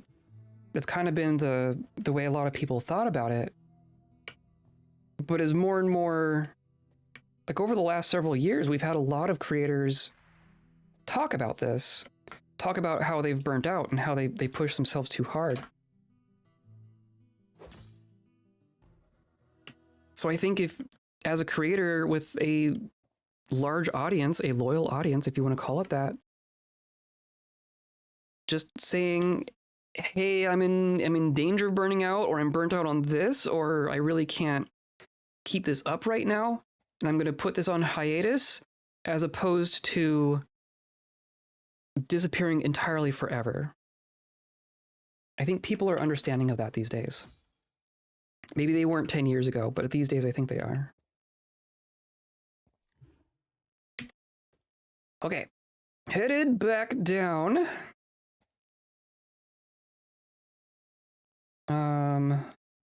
So we did not go down this stair. I think maybe we go check out that stairway. We're still not tired. We are still not tired. That is obscene. That's the most insane part of this. Also, hi, Anthric. Welcome in. We're chopping ogres. Or a hiatus. Oh, yeah. Yeah, HI hiatus. Yeah, why not? Quest for bare necessities, totally. Hard sometimes as an audience member to remind oneself to detach a little from these other people who don't owe you anything and who you don't owe anything. Yes. You do owe your community clarity. I think so. Well, I mean, there's a difference between owing and best practice, or like courtesy. Like I could maybe buy an argument and not agree with it that you don't owe your audience anything, even clarity, but it's at least more polite. At the very least, it's kind of rude to ghost your audience. If it's rude to do it to an individual, then it's rude to do it to a group of individuals. How about that?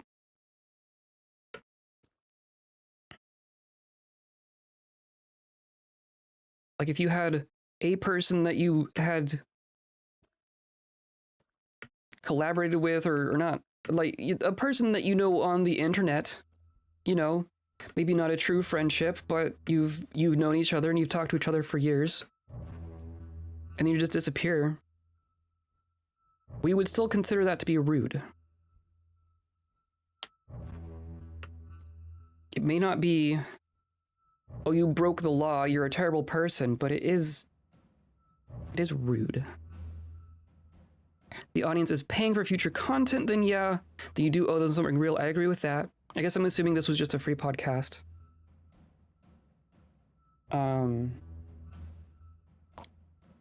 But yeah, I mean, if you sold a product and just ghost them, then that's a different story. But if we're just talking about continuing to output free content, I don't know that you owe anything, but it's definitely... Yeah. Definitely sign on the door is appreciated. Yeah, I agree. I think he felt the community got too intense and went cold turkey. I think it annoyed me as it was unfair to the co-host. Right, there's another person involved who had to field all these questions and was the only one communicating anything, and that's not fair to your colleague. I don't think that's a fair thing to do to your colleague. Tom Scott did that with his show, and now he's back. He is back. Tom Scott is back. And I watched those first 2 episodes, and they're really good. I think he's doing cool stuff. And see, I'm gonna drop a save real quick. I think Tom Scott, what he did and what he's doing might be the gold standard. Because he went really hard, right? He was in kind of the heyday of the YouTube grind machine, putting out content so regularly and burning himself out on it. And before disappearing forever on everything, he said, I need to step back.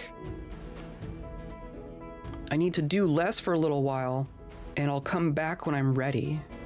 And everyone was okay with that, right? Like we all get that now. We would rather have some more Tom Scott eventually than none forever. And he actually followed through. He actually did come back. And he didn't even and he did it, I think he did it real right?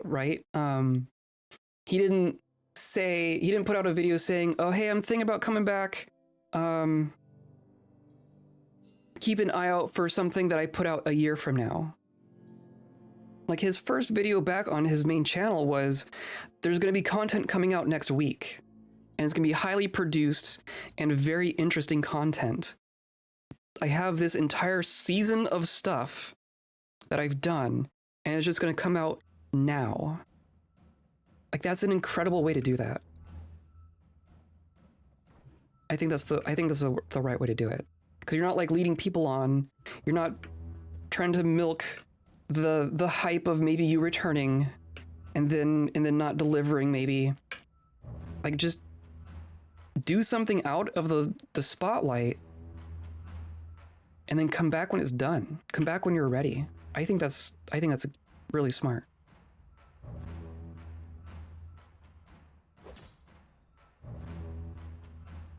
Okay, I'm gonna read all the things, I swear. Literally, he blanked the whole thing, didn't even retweet Brady tweeting it could be considered a hiatus now. That's a bit annoying to me. Yeah, that's a bit weird. I feel he handled that so well, didn't overshare beyond what he wanted, but communicated clearly what was happening, right? And why and what next steps might look like while managing expectations. Then when he's ready, he came back in a more sustainable way. Yeah. And he made a really intentional decision. Like he was, we'll see how long this holds up, but he was previously spending so much time traveling, right? That was one of his main complaints when the hiatus started, I remember. He's just spending all his time traveling, which is a really fair complaint. Travel is stressful and takes up a lot of time and a lot of money, and it sucks. So then when he came back, he's just like, all of this happens in my home country. I will travel within my country, but I'm not leaving. I'm just gonna do interesting things here. And there's gonna be plenty for him to do, right? Clearly, since he's clearly already done it. But that was a really wise way of him going about that, I think. Claim that dragon. We're just exploring at this point. I don't think we're gonna find an overseer or a demon or anything. We've gone to the bottom, we've gone to the top. But we're just gonna keep peeking around, see what we can find. It's mostly gonna be ogres.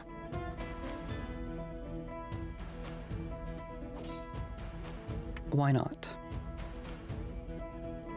Sometimes you need to constructively tie things up so you can recoup yourself until you feel you can do something new or maybe never do anything. Right. Right, and even like with Tom Scott, it would have been fine if he just never came back, right?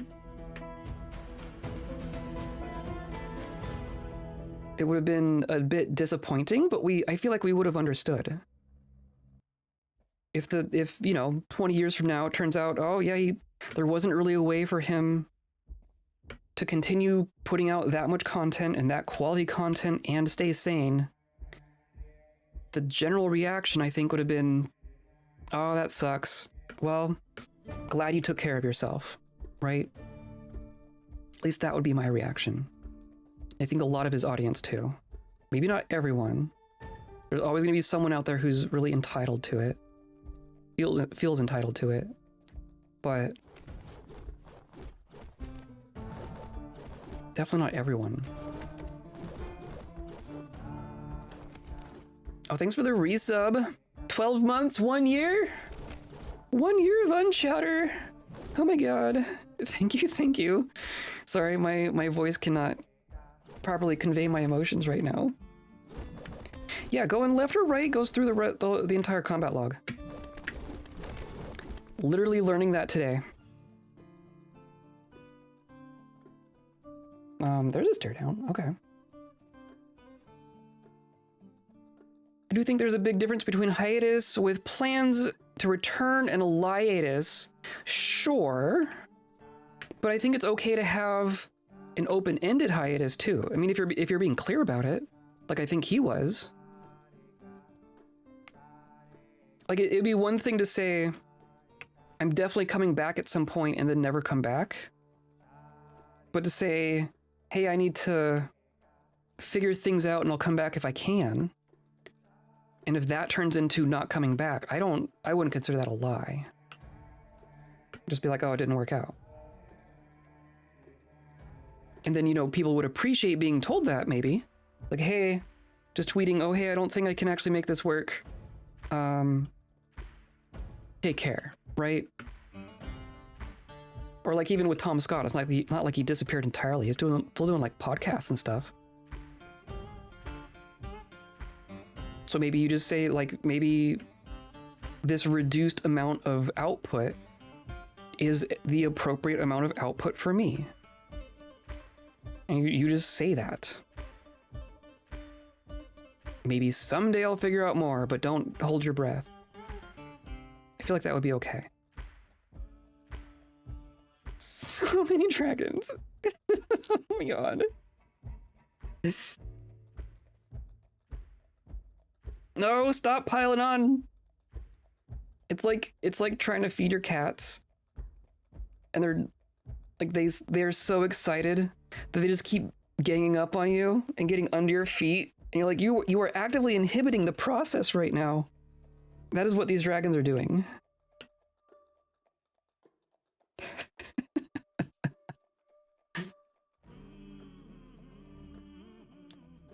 Even just closure for yourself, telling yourself that you're done and need to step away. Rude, but not irredeemable. Yeah, I agree. Rude to do it as an individual, it's rude to do it to a group of individuals. Yeah, like it's parasocial, so you don't owe a friend level of communication, I agree.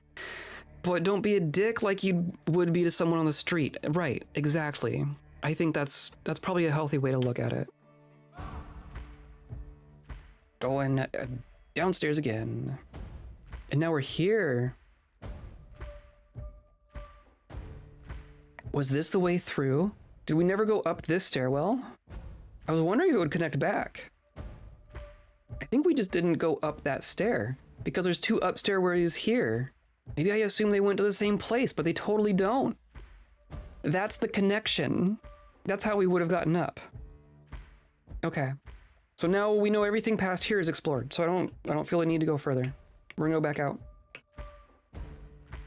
I think we're basically done here.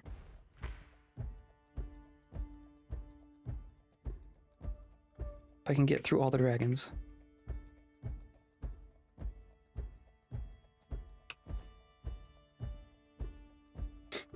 It's like a work colleague thing. If you're going away for 4 weeks, you tell people you work with. If you're leaving, you send an email.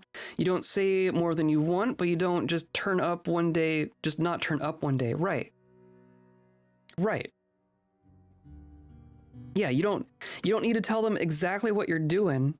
You don't need to tell them all of your personal details. But just, hey, I'm not going to be here for a week. Your 4 weeks. You and your European vacations. Someone saying, hey, I'm not going to be here for 4 weeks is like literally unheard of in the US. That's really funny. But yes, point taken. World's most indestructible red shirt. For clarity, I'm saying don't be a dick to someone in the stream, not treat your community like you would be to a random person. Right, no, I get what you're saying, yeah. Yeah, just because your community is made of essentially strangers doesn't mean you can be rude. I think there is a line there, or I don't know what you'd call that. There is a distinction there. Though I do think that you owe a complete stranger at least some level of not rudeness. But I know I'm in the minority on that one.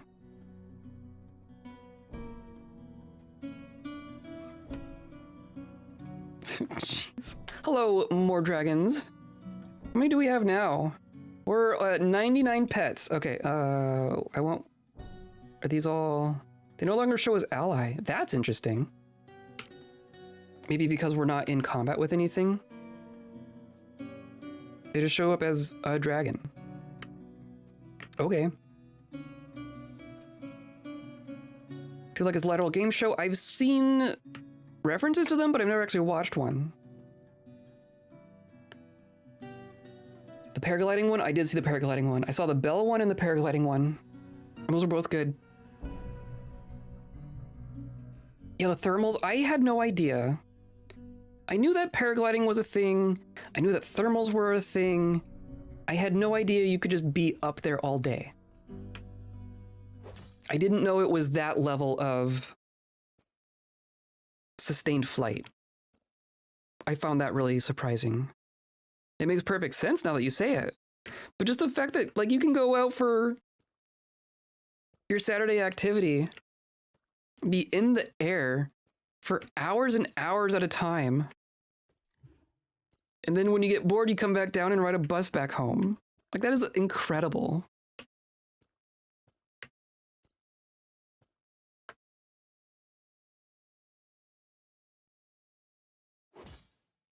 Kind of jealous. And I really appreciate Tom's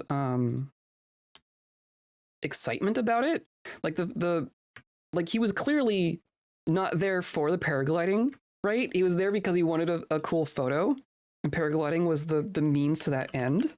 And just while he was there, he was like, wow, this is amazing. I think I found a new hobby.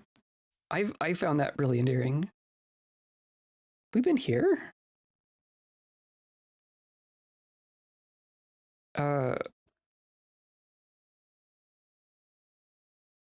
Interesting. That just loops back on itself? Where's our entrance?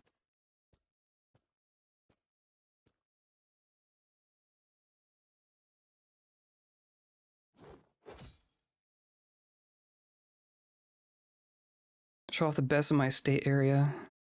Yeah, that'd be cool. Last stream, I'm gonna catch for a few weeks, gonna lurk. Okay, sounds good. I know that you said that a couple minutes ago.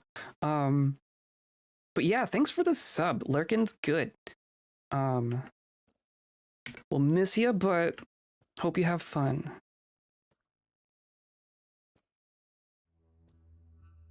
Okay, I guess I'm going down here. Where was the exit?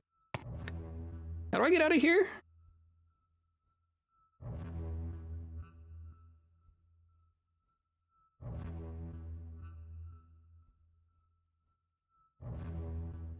Oh, that goes further up. I see, okay. Yeah, that is what we want. That is what we want. Okay, I got it. Suppose I'm also trying to remember not everyone makes good decisions all the time. True, we are allowed our mistakes. I think that's something worth keeping in mind. Just decapitate this real quick. Are you mine? You're also mine. That doesn't make them irredeemable. You don't know all the reasons, but the counter to that is to be honest, particularly if you're making a living off of people's attention. Yeah, and I think that just comes back to, like, maybe you might not owe people a full explanation. You definitely don't need to tell people everything that's going on. But if you want them to continue having a positive opinion of you, even just in like a logistical sense, if you plan on still making your living off of people's attention, you don't want to burn a bridge with your audience. That's just like the practical reality of it. It does not behoove you to piss everyone off all the time.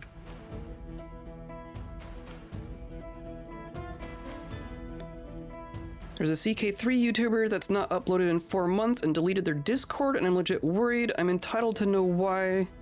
No, am I sad? Yes. Right. And deleting their Discord is intense too. So you can't even like, did they delete their Discord account or did they delete their server? Both of those are kind of extreme, but if they like nuked their whole server, so no one can even ask. That's the thing, right? It'd be one thing if people were able to just figure it out on their own and spread the information amongst themselves. But if you take away the ability for your community to act as a community,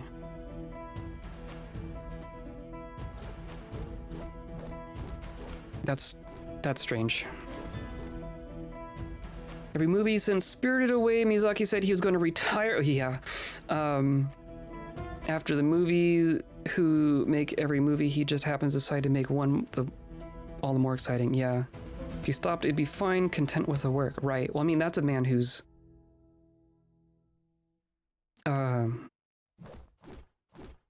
created a very impressive body of works. I don't think anyone would complain if we just never got more. Because we've eaten well, in that regard. To be fair, his livelihood doesn't usually ride on his movies at this point. Yeah. For him, yes. For someone like for Gray, I think he probably depends on his audience a bit more in the long run.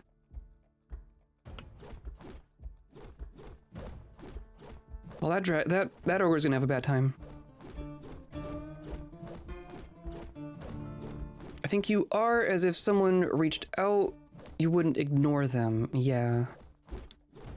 How about that you can't do in the US because of public transport? I mean, you could Uber across the state, right?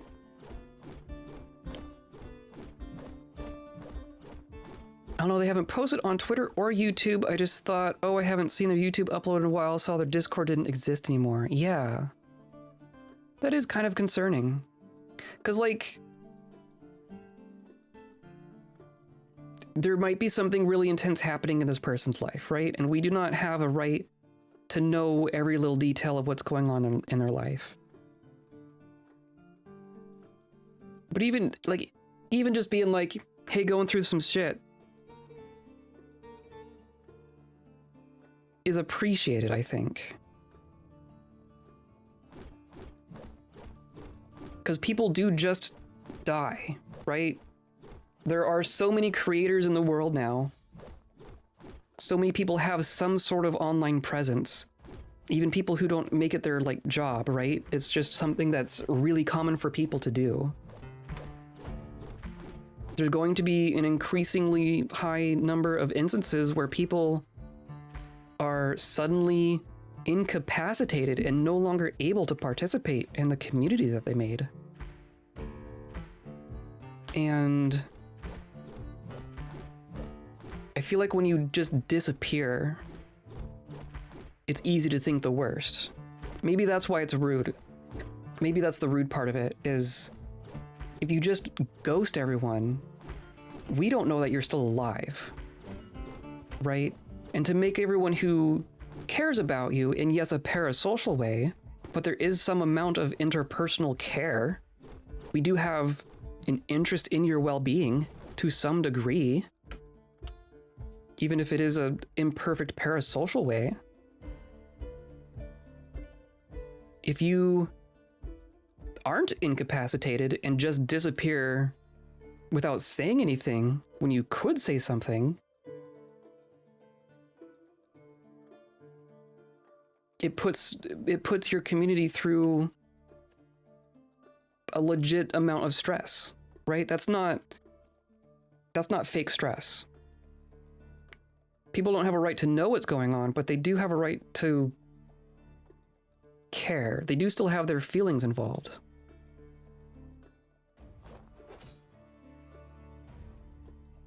So even just saying something's going on and I'm not going to tell you about it, right? I think is better than ghosting.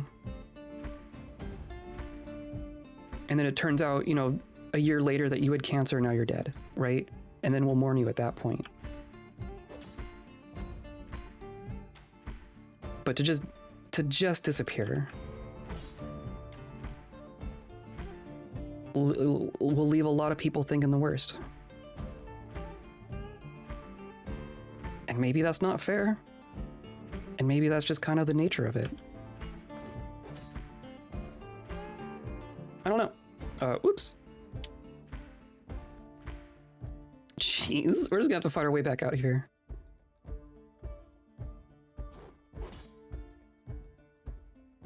Talking a big person, not massive, but tens of thousands. Yeah, like, at that point, like, I don't know where the threshold is. Where you have some, I don't know if responsibility is the right word, but where it becomes kind of a problem to disappear like that. Tens of thousands, a lot of people. It's a lot of people.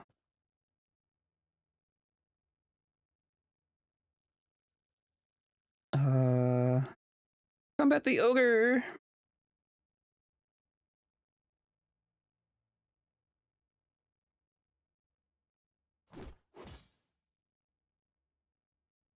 Honestly, rather liked the boy and the heron. Oh, I haven't seen that one. First time I've seen one is in person. Spoke to me as a creative. I'll have to watch that one. All of his stuff is great. Spirited Away is one of my all-time favorite movies, but that's not exactly a rare a rare take.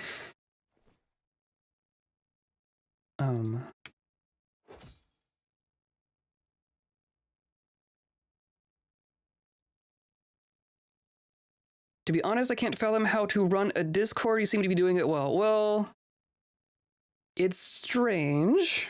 I don't know that I do it the best. There are definitely days where I feel like I should be more involved in it. I think it definitely becomes harder as it grows, right? I think our Discord is at the point where it's pretty easy to manage. If it were 10 times its size, it might be a different story. Which, you know, maybe eventually, but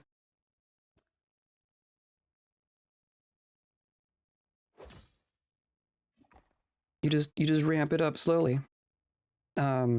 Honestly, the hard part was like figuring it out, wading through the mess of permissions and all that junk. That was a pain in the butt. But once you have it set up, kind of just goes. Kind of like I said, I really sat down and said, like, this month my goal is to make a Discord. And that was like the only thing that I worked on for a period of time until it was done. and now it doesn't really take any maintenance. But that's also partly because I'm a pretty small creator and am not getting spotlight shown on me. Don't shine a spotlight on me. I have a personal one on one Discord for people I want to keep in contact with, but making a Twitch Discord, I can't. That's fair.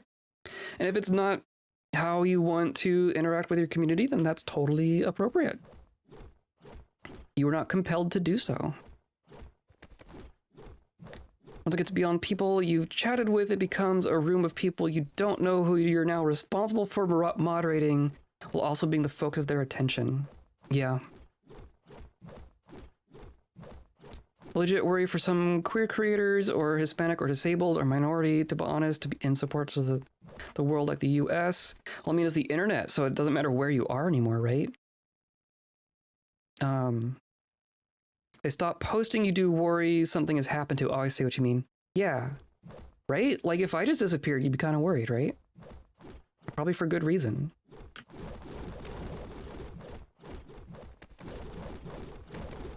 Somewhat regret creating my Discord as I wish I'd made a joint one with a couple others. Interesting. I collab with a lot. Don't think not having a Discord is a failure, but if you set one up, that's fun too. Yeah, that's true. That's true. Collaborative Discord would be a good idea. Hello? Can I move? Is combat still happening? Wow. Wow. Sure. The dragon's just gonna go nuts.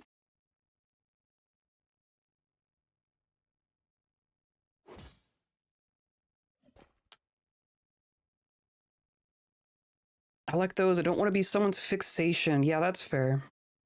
Yeah, that's fair. I guess that hadn't even occurred to me. Well, I made my Discord before I really had a community, right? For me, making a Discord was kind of how I wanted to start building that.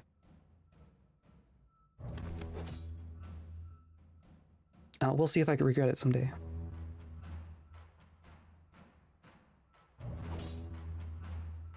Though I will say it is wise to not tie yourself too tightly to a specific platform. My goodness, Discord.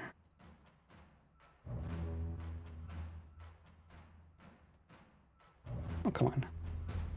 I just wanted to stand up. There we are. We're outside again.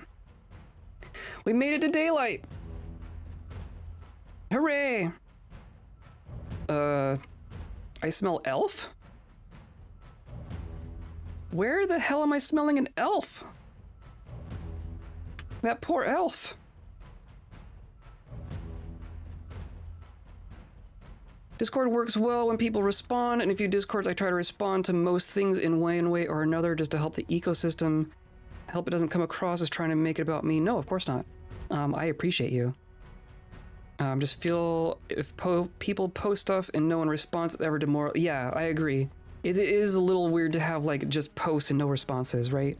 So I feel that. I agree with that. Immediate increase of hitting sounds. Feel most stuff in Uncharted Discord is really interesting and relevant, so it's a fun place to be. Well, that's good. I appreciate that feedback. Want cool things with cool people. Okay, I caught up. Imagine an elf just watching a dragon emerging, then another, and another, and another, and then a polar bear, and then 15 more dragons. I didn't know of this when I was making the Discord. But I've since learned about,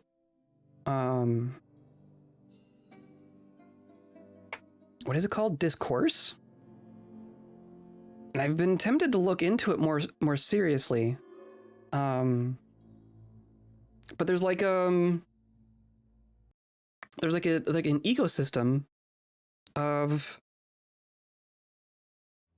it's like a quasi forum chat room kind of a deal. Like it reminds me of like IRC back in the day, or just like old school forums. I want to say it's like both of those things. I think it's called discourse. Of course, Googling that doesn't get you anything. Yeah, discourse.org. But it's like self-hosted. The main difference with this is that it's not like you're signing on to Discord and Discord controls the software and Discord is giving you updates that you don't want and it all turns to crap and they steal your data, right? Whereas this is more like you integrate a tool into a website you own and turns your personal website into a forum/chat room. And to me, that feels a lot better. It feels like you'd have more control over it. And there wouldn't be the same kind of... I feel like there wouldn't be the same kind of social pressure. Like, yeah, maybe the website owner hops in every once in a while and has a chat with people, but it's not like with Discord, it's like you kind of expect them to just be there all the time. Or never, right? It's like some Discords, they're really the owner's really active, and some Discords they're just like literally never say anything except for the announcements. Surely there's an in-between in there.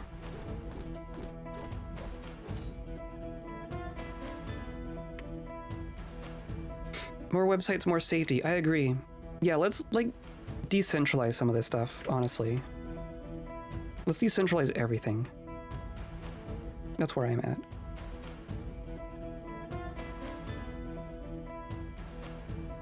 Okay. We've made it out. We have over 100 dragons. We've killed a lot of things. We've not killed everyone. We did not find an overseer or a demon. But we have slain a lot of ogres, and we're stealing a lot of dragons, and I think that might be good enough. But also the Nazis need to get destroyed first before we dismantle the social media ecosystem. I don't know about that order of operations. Both those things need to happen, but I feel like dismantling the social media ecosystem will put a big... will hamper them as well. You know what I mean? The current social media ecosystem is kind of how they proliferate. To loop it back around, both CGP Grey and Tom Scott have recognized with their experience the importance of websites and email lists, as who knows when one platform or another will take it down. Exactly. Exactly. You cannot just depend on them all existing. Like I would... Like even YouTube, right? Like it'd be really, really hard to get yourself out of YouTube as a creator. But at some point we gotta be like, they can only go so far, right? Can't let them go hog wild all the time. I think we're gonna head north. Oh, I do need water. Maybe we head west and then north. Grab some water on our way out.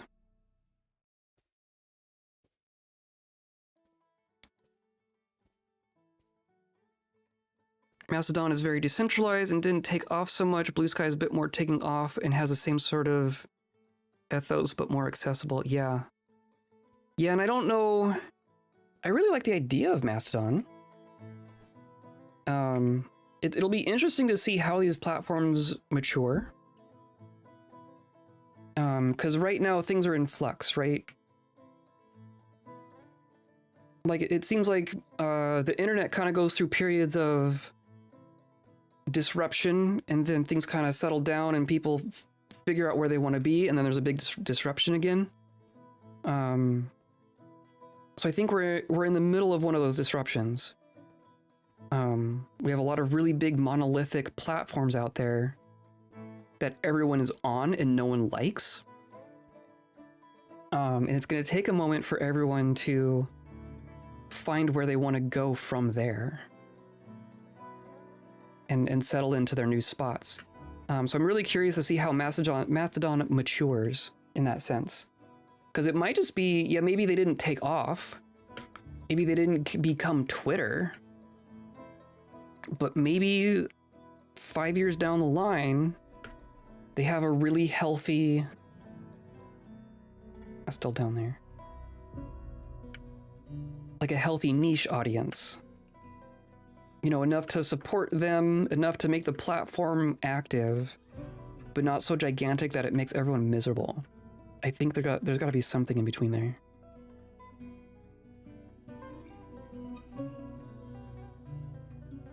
I like Threads, but I left as it was the illusion of Twitter, but just the opposite of decentralized, just consolidation of empire of Zuckerberg. Right.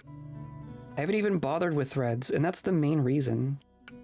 Even if I think the idea is good, I'm not signing up for more Facebook stuff. Sorry. I'm gonna drink from my water skin. I'm sure that's smart. And refill it. And we're gonna go north.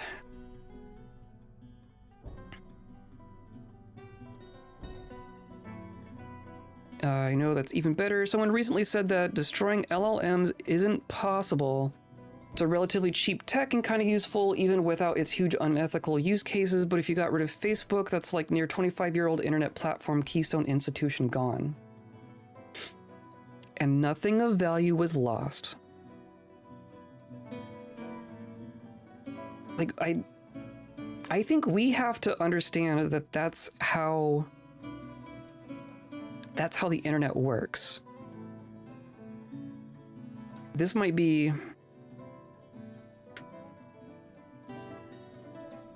not be a common opinion. And this is different from what I thought, 10 years ago. Like when we first saw the internet become a thing, we saw all of the information going up on the internet, and the internet was just where all the information lived. It was really easy to think that the information would live there forever. That the internet was just now where all the information lived from here until the end of time. But I think we're learning that that's not how the internet is gonna work in the long term. Anything that is not actively maintained disappears really quick. Can I go up here? Nope. Can I go this way? Yes, but that's not what I want.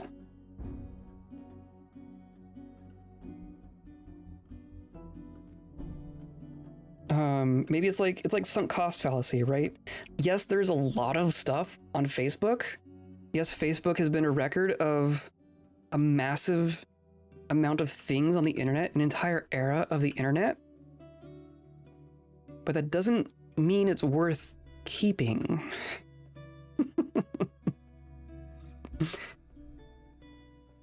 If the only reason you have an attachment to Facebook is the stuff that was on there 20 years ago, you're just giving them permission to do awful things to you.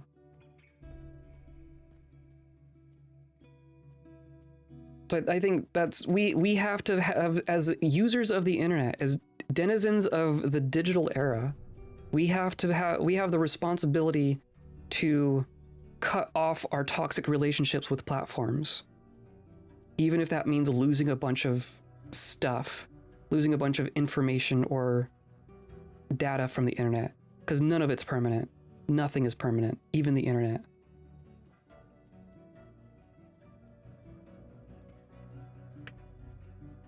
That's my opinion.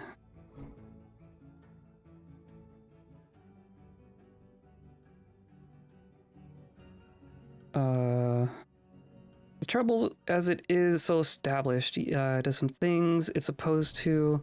So it was destroyed, you literally never build something like it. I don't know, I think if Facebook died, right? Like that's a big if these days, but the bigger they are, the harder they fall. Like imagine Meta going away. Hard to imagine, but imagine it. We would be sad to some degree. To some degree, we would celebrate. But we would mourn the loss of what was there and what happened there and the memories that we had there. But then in that vacuum, this is going to create a gigantic vacuum when it's gone. A bunch of people are going to say, well, hey, look, some dwarves. A bunch of people are going to say, well, there were these two things that Facebook did well. Like, yeah, I don't like all this other stuff, but there were two things that I did like. And now there's a vacuum, and a whole lot of people who presumably also liked that thing and don't have a place to go now. That leaves an opening for someone to create a new platform that does the things that people like and ditches all the other shit.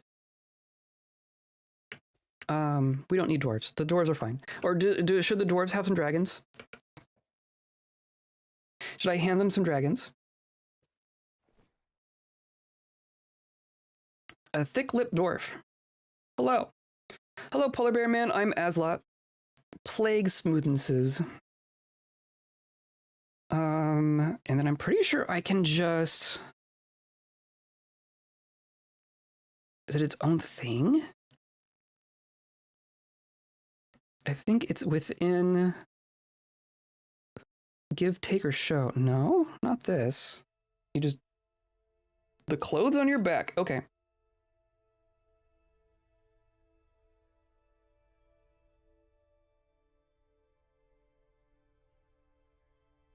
There's like... Gift, a large pet or mount. Yeah.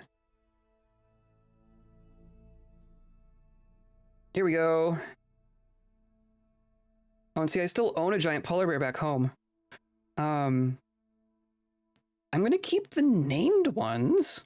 There's some of these that have kills. Yeah, there's a couple of named ones. Okay. You get a cave dragon. Thank you, I will take excellent care of this majestic creature. They're even thankful of it.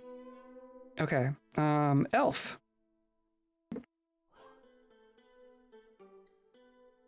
Gift a large pet or mount. Gift a dragon. Excellent, that feels good. I think that's a good use of our dragons here. Finding the refugees on the outside of the goblin capital and just giving them dragons. Oh, you who are talking to? There's another... There were more than two people in here. I can't see them under the dragons. That's fine. The four of you can have two dragons. Oh, here's one. You're sneaking out. Okay. Conversation with... Oh, not Aslot. Oh, and who else was here? Here we are. Okay, they all just got shoved out. We talked to the elf. We didn't talk to you. Oh, and here's a goblin. The first goblin we see here. Hilarious. Start a conversation. Gift a dragon. Cool. What's this goblin doing? I don't see combat happening. There's more dwarves down there. Where'd that goblin go?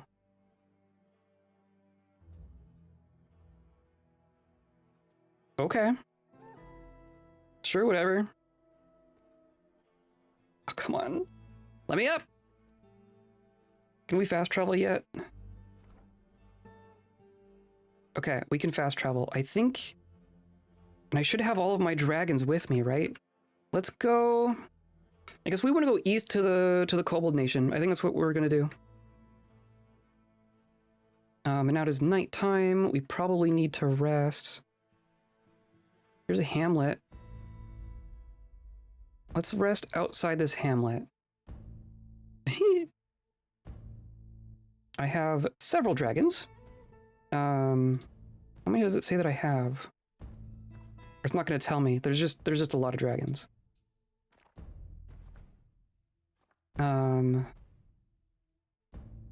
Right? Are these all... They seem to all be here? It's really hard to tell. Anyway. As terrible as it is, it's so established, and it does do some things that I is supposed to do. So if you destroyed it, you'd literally never build something like it. I feel like you... I don't know. Nothing is permanent, but nothing is irreplaceable in that sense, I don't think. It's interesting to see how communities as a whole work. Football hasn't left Twitter. Yeah. Niche of queer football manager creators is more on Blue Sky. That's funny and not surprising. See a few Dwarf Fortress streamers with Mastodon because, of course, that makes sense. Facebook is not something I actively maintain anymore. Yeah. Yeah, I mean, like, the only reason anyone uses Facebook is because everyone uses Facebook. It's just a self-defeating prophecy.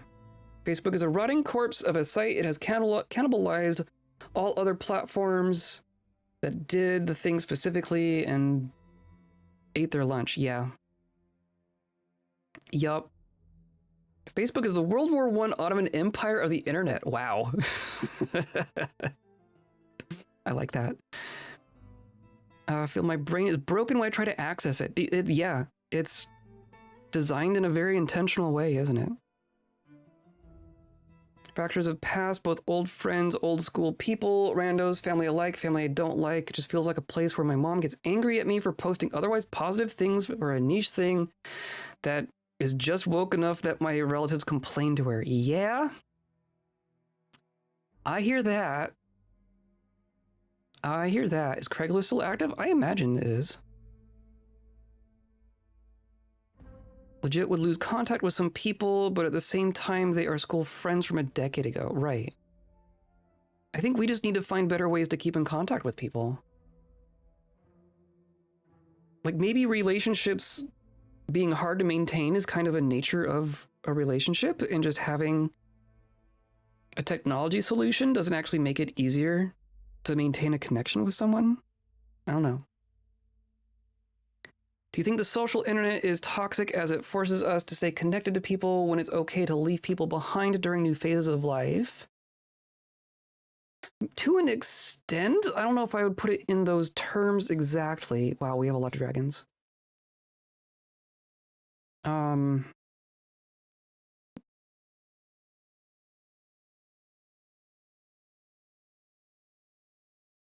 Yeah, that's an interesting way to put it. Oh, we should sleep too. Now we're sleepy. We are finally sleepy. So let's sleep. Let's sleep off the night. Had a real productive day of ogre slashing. Now I can't stand up. And now I'm hungry and thirsty again. So I ate. Oh, and then we have ice. Freaking ice all the time. It's everywhere, I tell you. I just want to stand up. Get away. Let me get up. Okay, I want to get some space here. I want to light a campfire. Make a campfire. Heat ice. Drink water. Okay. And the sun is rising. Maybe we hang out for a couple more hours until the sun is up a bit more. There we go. Oh wow, it was snowy at the night, but then it melted in the morning. I don't know that I've seen that before. I'm also gonna run to the restroom and drop another save real quick. Do want to think on that question a bit more. I do think the social internet is toxic. I don't know if that's the reason. I don't know. I'm gonna go to the bathroom real quick.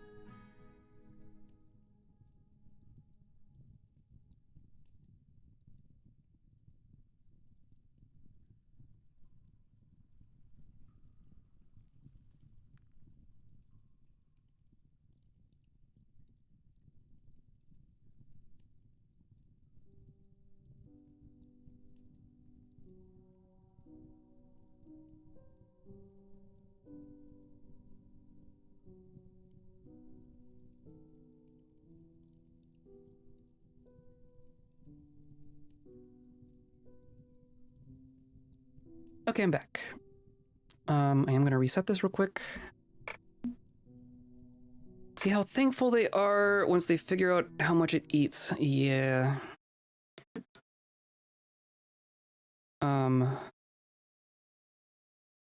Have fun with the dragon kids. Talk about a white elephant. Blue Sky is doing more numbers on sports. Interesting. Honestly, I'm not on any of them at this point. Like, I have a Blue Sky and a Mastodon, but I don't spend time there.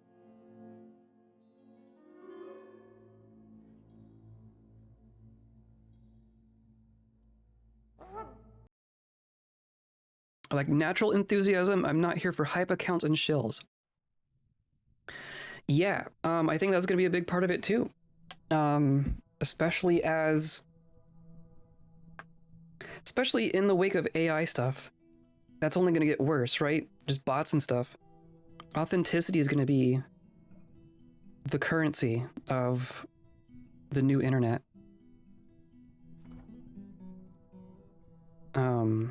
Okay, so we got, oh, there's a layer up there. What's up there? Is there something fun up there? That's a cave. Like a, yeah. I don't know if we've been there. I love that one time T-Pain said he discovered what hockey was and got like real genuine interactions about his local team, even down to the player jersey he might like. That's fun. See, like that's the thing that's something the internet is good at, right? When it's natural and friendly like that. I know people left Blue Sky as there was nothing for them there, so you need content engines. Like when you don't post, my feed goes a bit quiet, as it's a big percentage of my feed compared to back on Twitter when I had thousands of accounts. Even when in Discover on Blue Sky, it's not as rich. But is that necessarily a bad thing? I think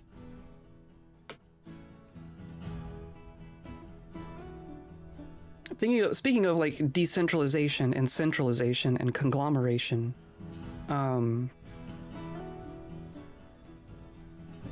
everyone wants to be the app, right? Everyone wants to be the all app. So you end up with these weird conglomerations of people you're friends with and brands you follow. Should those actually be the same thing? This is me having this thought now, but like, does it actually make sense for all of that to be one lump, one feed, where you're like, you want to hear what your friends are up to, you want to keep in contact with people you know for a long time, but you also care what your local football club is doing? Does it make sense for those to be shuffled together? Because the way that you interact with those two things are very different.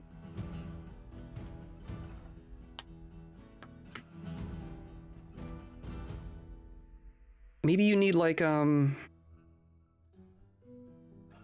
no one would go there, that's the problem. You need the equivalent of Twitter that's just for brands and hype, right? It's like a bulletin board. It's not a space for you to pretend to be social, because that's the thing, right? It's like ostensibly a social space, but then you have all these non-social entities cramming themselves in there to try and invite themselves into your social interactions. Like, is Kraft and Pepsi and Nestle actually welcome in that environment? So maybe you need to have something that's for keeping in contact with people and something for being kept abreast of what is happening in the broader world with people you don't personally know. And maybe those should be separate things. Is that a crazy idea? The problem is that no one would go to the thing that is like the second one. Like everyone would spend their time with their friends and not check up on what Nestle is doing. But that is maybe part of the point, is that no one actually wants it. It's just kind of shoved in there.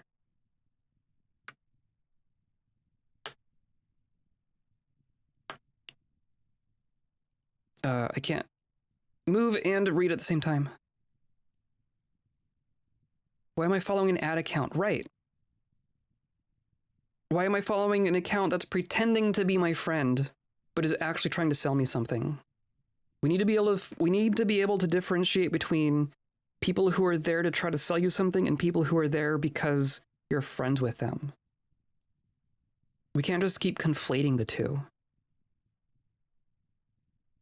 There's a sweet spot. Even pre-Musk, Twitter felt like opening a door to a room with infinite people screaming all at once, right? You'd soak up some stuff, but damn. Right now, sometimes blue sky is like opening a door to a bar and no one is there.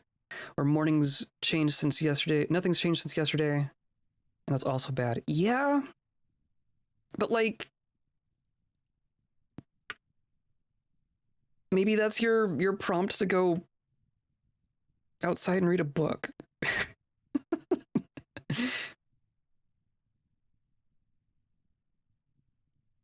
Why, there's a bunch of trenches in here. Oh man. Okay. Oh, here we go. We just revealed all of this. Look at this mess. So this is the southern dwarves and the southern kobolds live all in here. And clearly the goblins have been having fun. There's a bunch of goblin pits. There's a layer there. I mean, let's go. I wonder which side of these mountains it's on.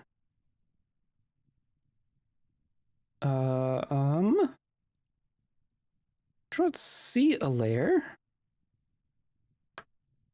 Gmail adverts in your emails? Yeah, not like that. Filtering social media for world and bubble is a bad idea. Like, how are my friends doing is different to let's see how these experts are reacting to Trump and Iran, to what does the world generally feel about Eurovision, right?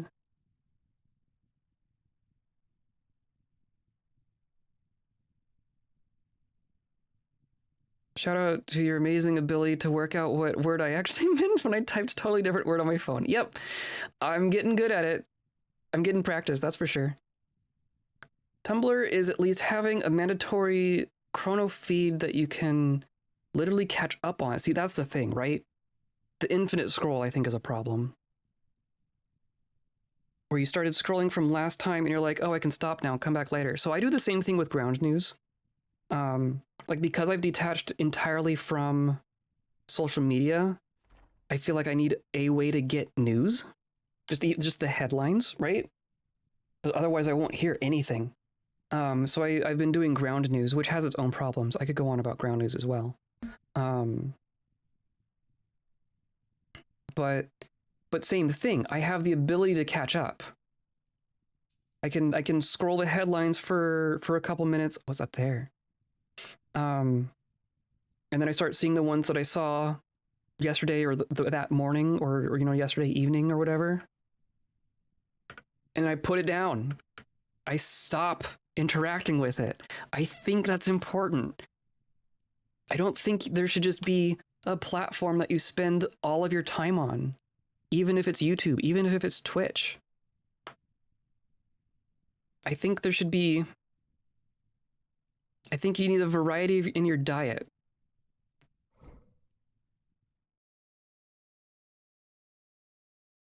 We're drowsy again. Yeah, going across countryside is way different than staying in one location for a long time. Am I anywhere near water? I'm not. But I guess I could sleep here. The sun is going down. I could drink again. And then I'm gonna sleep it off. Well, actually, let's go to the river. Let's go down to the river. Hi, dragon friends. I'm gonna sleep here until dawn. Let's Ground news any good? I'm tempted. It depends on what you're looking for. It has its shortcomings. I will say that. It is primarily an AI-driven thing, so it does some weird things sometimes. Where's our river? River's over here, right? Excuse me, pardon me. These platforms are designed to keep you engaged. Right. Right. We need platforms that are not designed to addict you, right? We need platforms that you're able to interact with in a healthy way. Which means we need to find a way to separate the... Oh, it's all money, right? They do it because it makes them money. Or more money.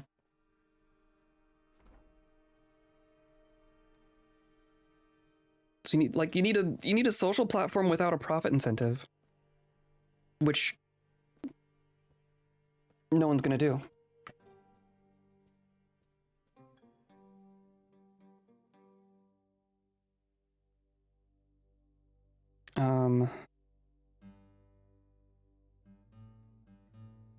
You have to allow yourself to unplug and do something useful. Yeah.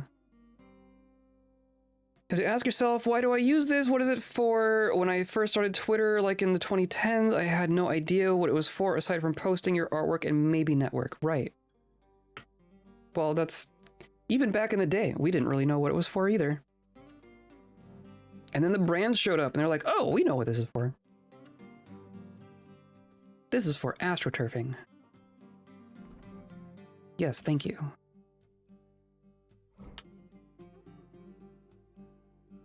Even though I work for an ethical organization, I do manage a team of marketing people, so these chats always have weird feels. Interesting. Yeah, that is an interesting perspective to have on it. Defo, we are the baddies vibes. I mean, there's ways to be not evil about it. I think. I hope. There's just gonna be someone's lair and there's gonna be no one home. That's gonna be what happens here. If we can even find it. Oh my god, dragons. If I can find the hole in the ground underneath the pile of dragons, which is a non-trivial ask.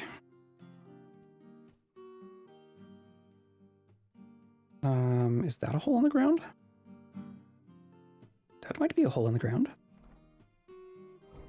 That might be a hole in the ground. Maybe. Probably not.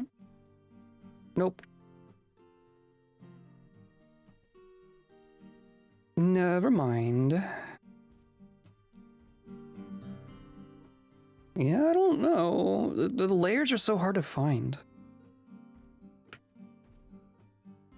You don't have a compass directing you to it. Oh my god. The brain wants input, yeah. Tough with ADHD? Yes, absolutely. Give brain chemicals. Totally is, but it's just to grab your attention. We're in that marketplace, not trying to give you a treat or ask you for money to save bears? Bees? One of those. Is nice, but it's the same techniques we're funding these platforms. Right, I mean, you are engaging with them, right? And that does kind of perpetuate the machine. But it's also like, I don't know, capitalism in general, right? There is no ethical consumption in capitalism. Does not mean we have the option to remove ourselves from it.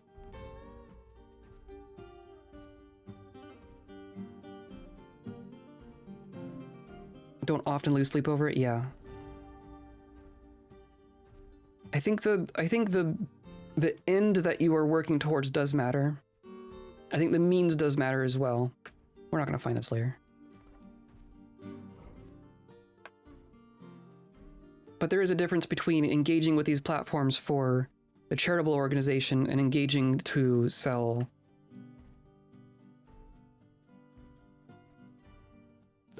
anything else. I don't know. Insert thing you don't need here.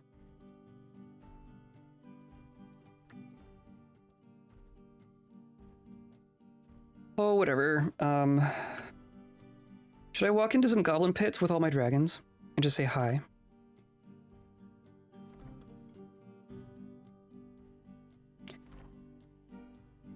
Yes, okay. Look at all these things on the board here.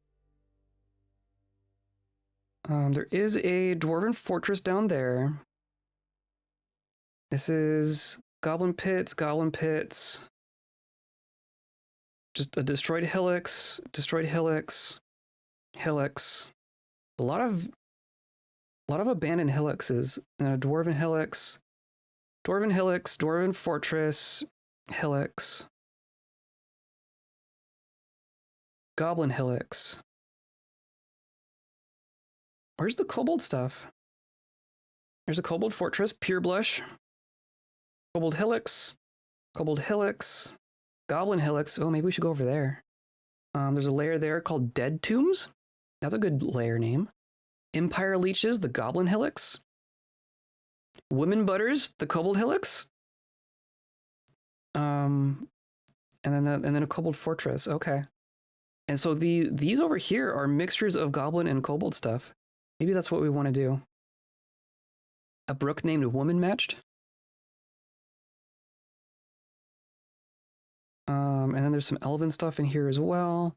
And then this is kobold stuff. Here in the middle. So maybe we want to go south. Maybe let's go say hi to some of these goblin sites that took over our friendly kobold spaces. Down to Goblin Town. It's all Goblin Town. It's all goblins now. I think it is nearly time to wrap up, but let's get ourselves down there. I think we're going to go south before we go north. Curious what's going on there. I'm curious what's going on here. We could end up attacking people we don't want to attack. Maybe we'll just put down here. Maybe this is where we'll start next time. Do need to drink and eat. There we go. Sun is still going up. I think we're to pick up from here.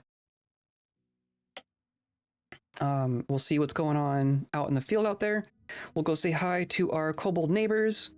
And we'll hand out dragons like candy. We're just gonna walk into a kobold hillocks and be like, you get a dragon, you get a dragon, you get a dragon. That's my goal here. So come by on Monday for that. Monday, Thursday next week, I believe. We're gonna just continue from right here. We're gonna keep adventuring until we run out of things to do. And then we're gonna end up back in leopard bins. And we're gonna unretire leopard bins and be there for a bit. That's my goal. That's my goal. So, thank you for coming by and hanging out with us. I appreciate the conversation. I like how we get into like adventure mode conversations. Definitely seem to be different than fort mode conversations. This was definitely a adventure mode conversation kind of day. But I like it. I dig it. I like thinking about these things and talking about these things. I try not to come off like I have a lot of insight into these things. I know I'm just a random internet bozo like everyone else. But it is fun to talk about these things. I do think we need to be intentional and purposeful about what our platforms look like and how we engage with them. How that's going to happen, if it can happen, when it would happen, I have no idea, right? Love being an internet bozo? Yes, me too. Hit me. Yeah. I don't know. The internet is weird. The internet has been weird. The internet is weird. The internet will continue to be weird. All I know is it's going to be different. And I think we as a culture need to have a more mature relationship with our media. Maybe that's the thing. Maybe, and of course, it's only like partly our fault, right? I don't want to put all the blame on the consumers because the people designing these things are designing it with that purpose. It's not like we're abusing something that wouldn't be abused otherwise. We're being abused by these systems. We are being taken advantage of by these platforms in sometimes subtle, sometimes obvious ways. Always kind of bad for the average person. And it's probably going to be that way until the profit motive has some way of changing, which I don't know. So maybe it's just us like maturing to the point where we like say, okay, no, if Facebook is toxic, I'm going to go somewhere else. We all have to like learn how to do that. I think that's the thing, is we have to be mature enough and strong enough and not sunk cost fallacied enough to divorce ourselves of these things when it becomes necessary. And in a lot of cases these days, it has become necessary. It's not fun, it's not easy, it's not cool, but it's probably the mature thing to do. That's kind of where that's the long and short of my thoughts on all that. Anyway, yes, we will be going on Saturday. I have nothing else going on Saturday as of this moment, so come by for Talos Principle. We're climbing the tower. We got every single one of the main puzzles done. Got some of the stars. I do not have all the stars, but we are climbing the tower. So come by on Saturday. We're going to climb a tower. We're starting at level 1. We're going to go up, up, up, up. So come by for that. And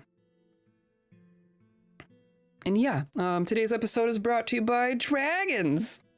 100 dragons just trampling over me, even though they're my friends.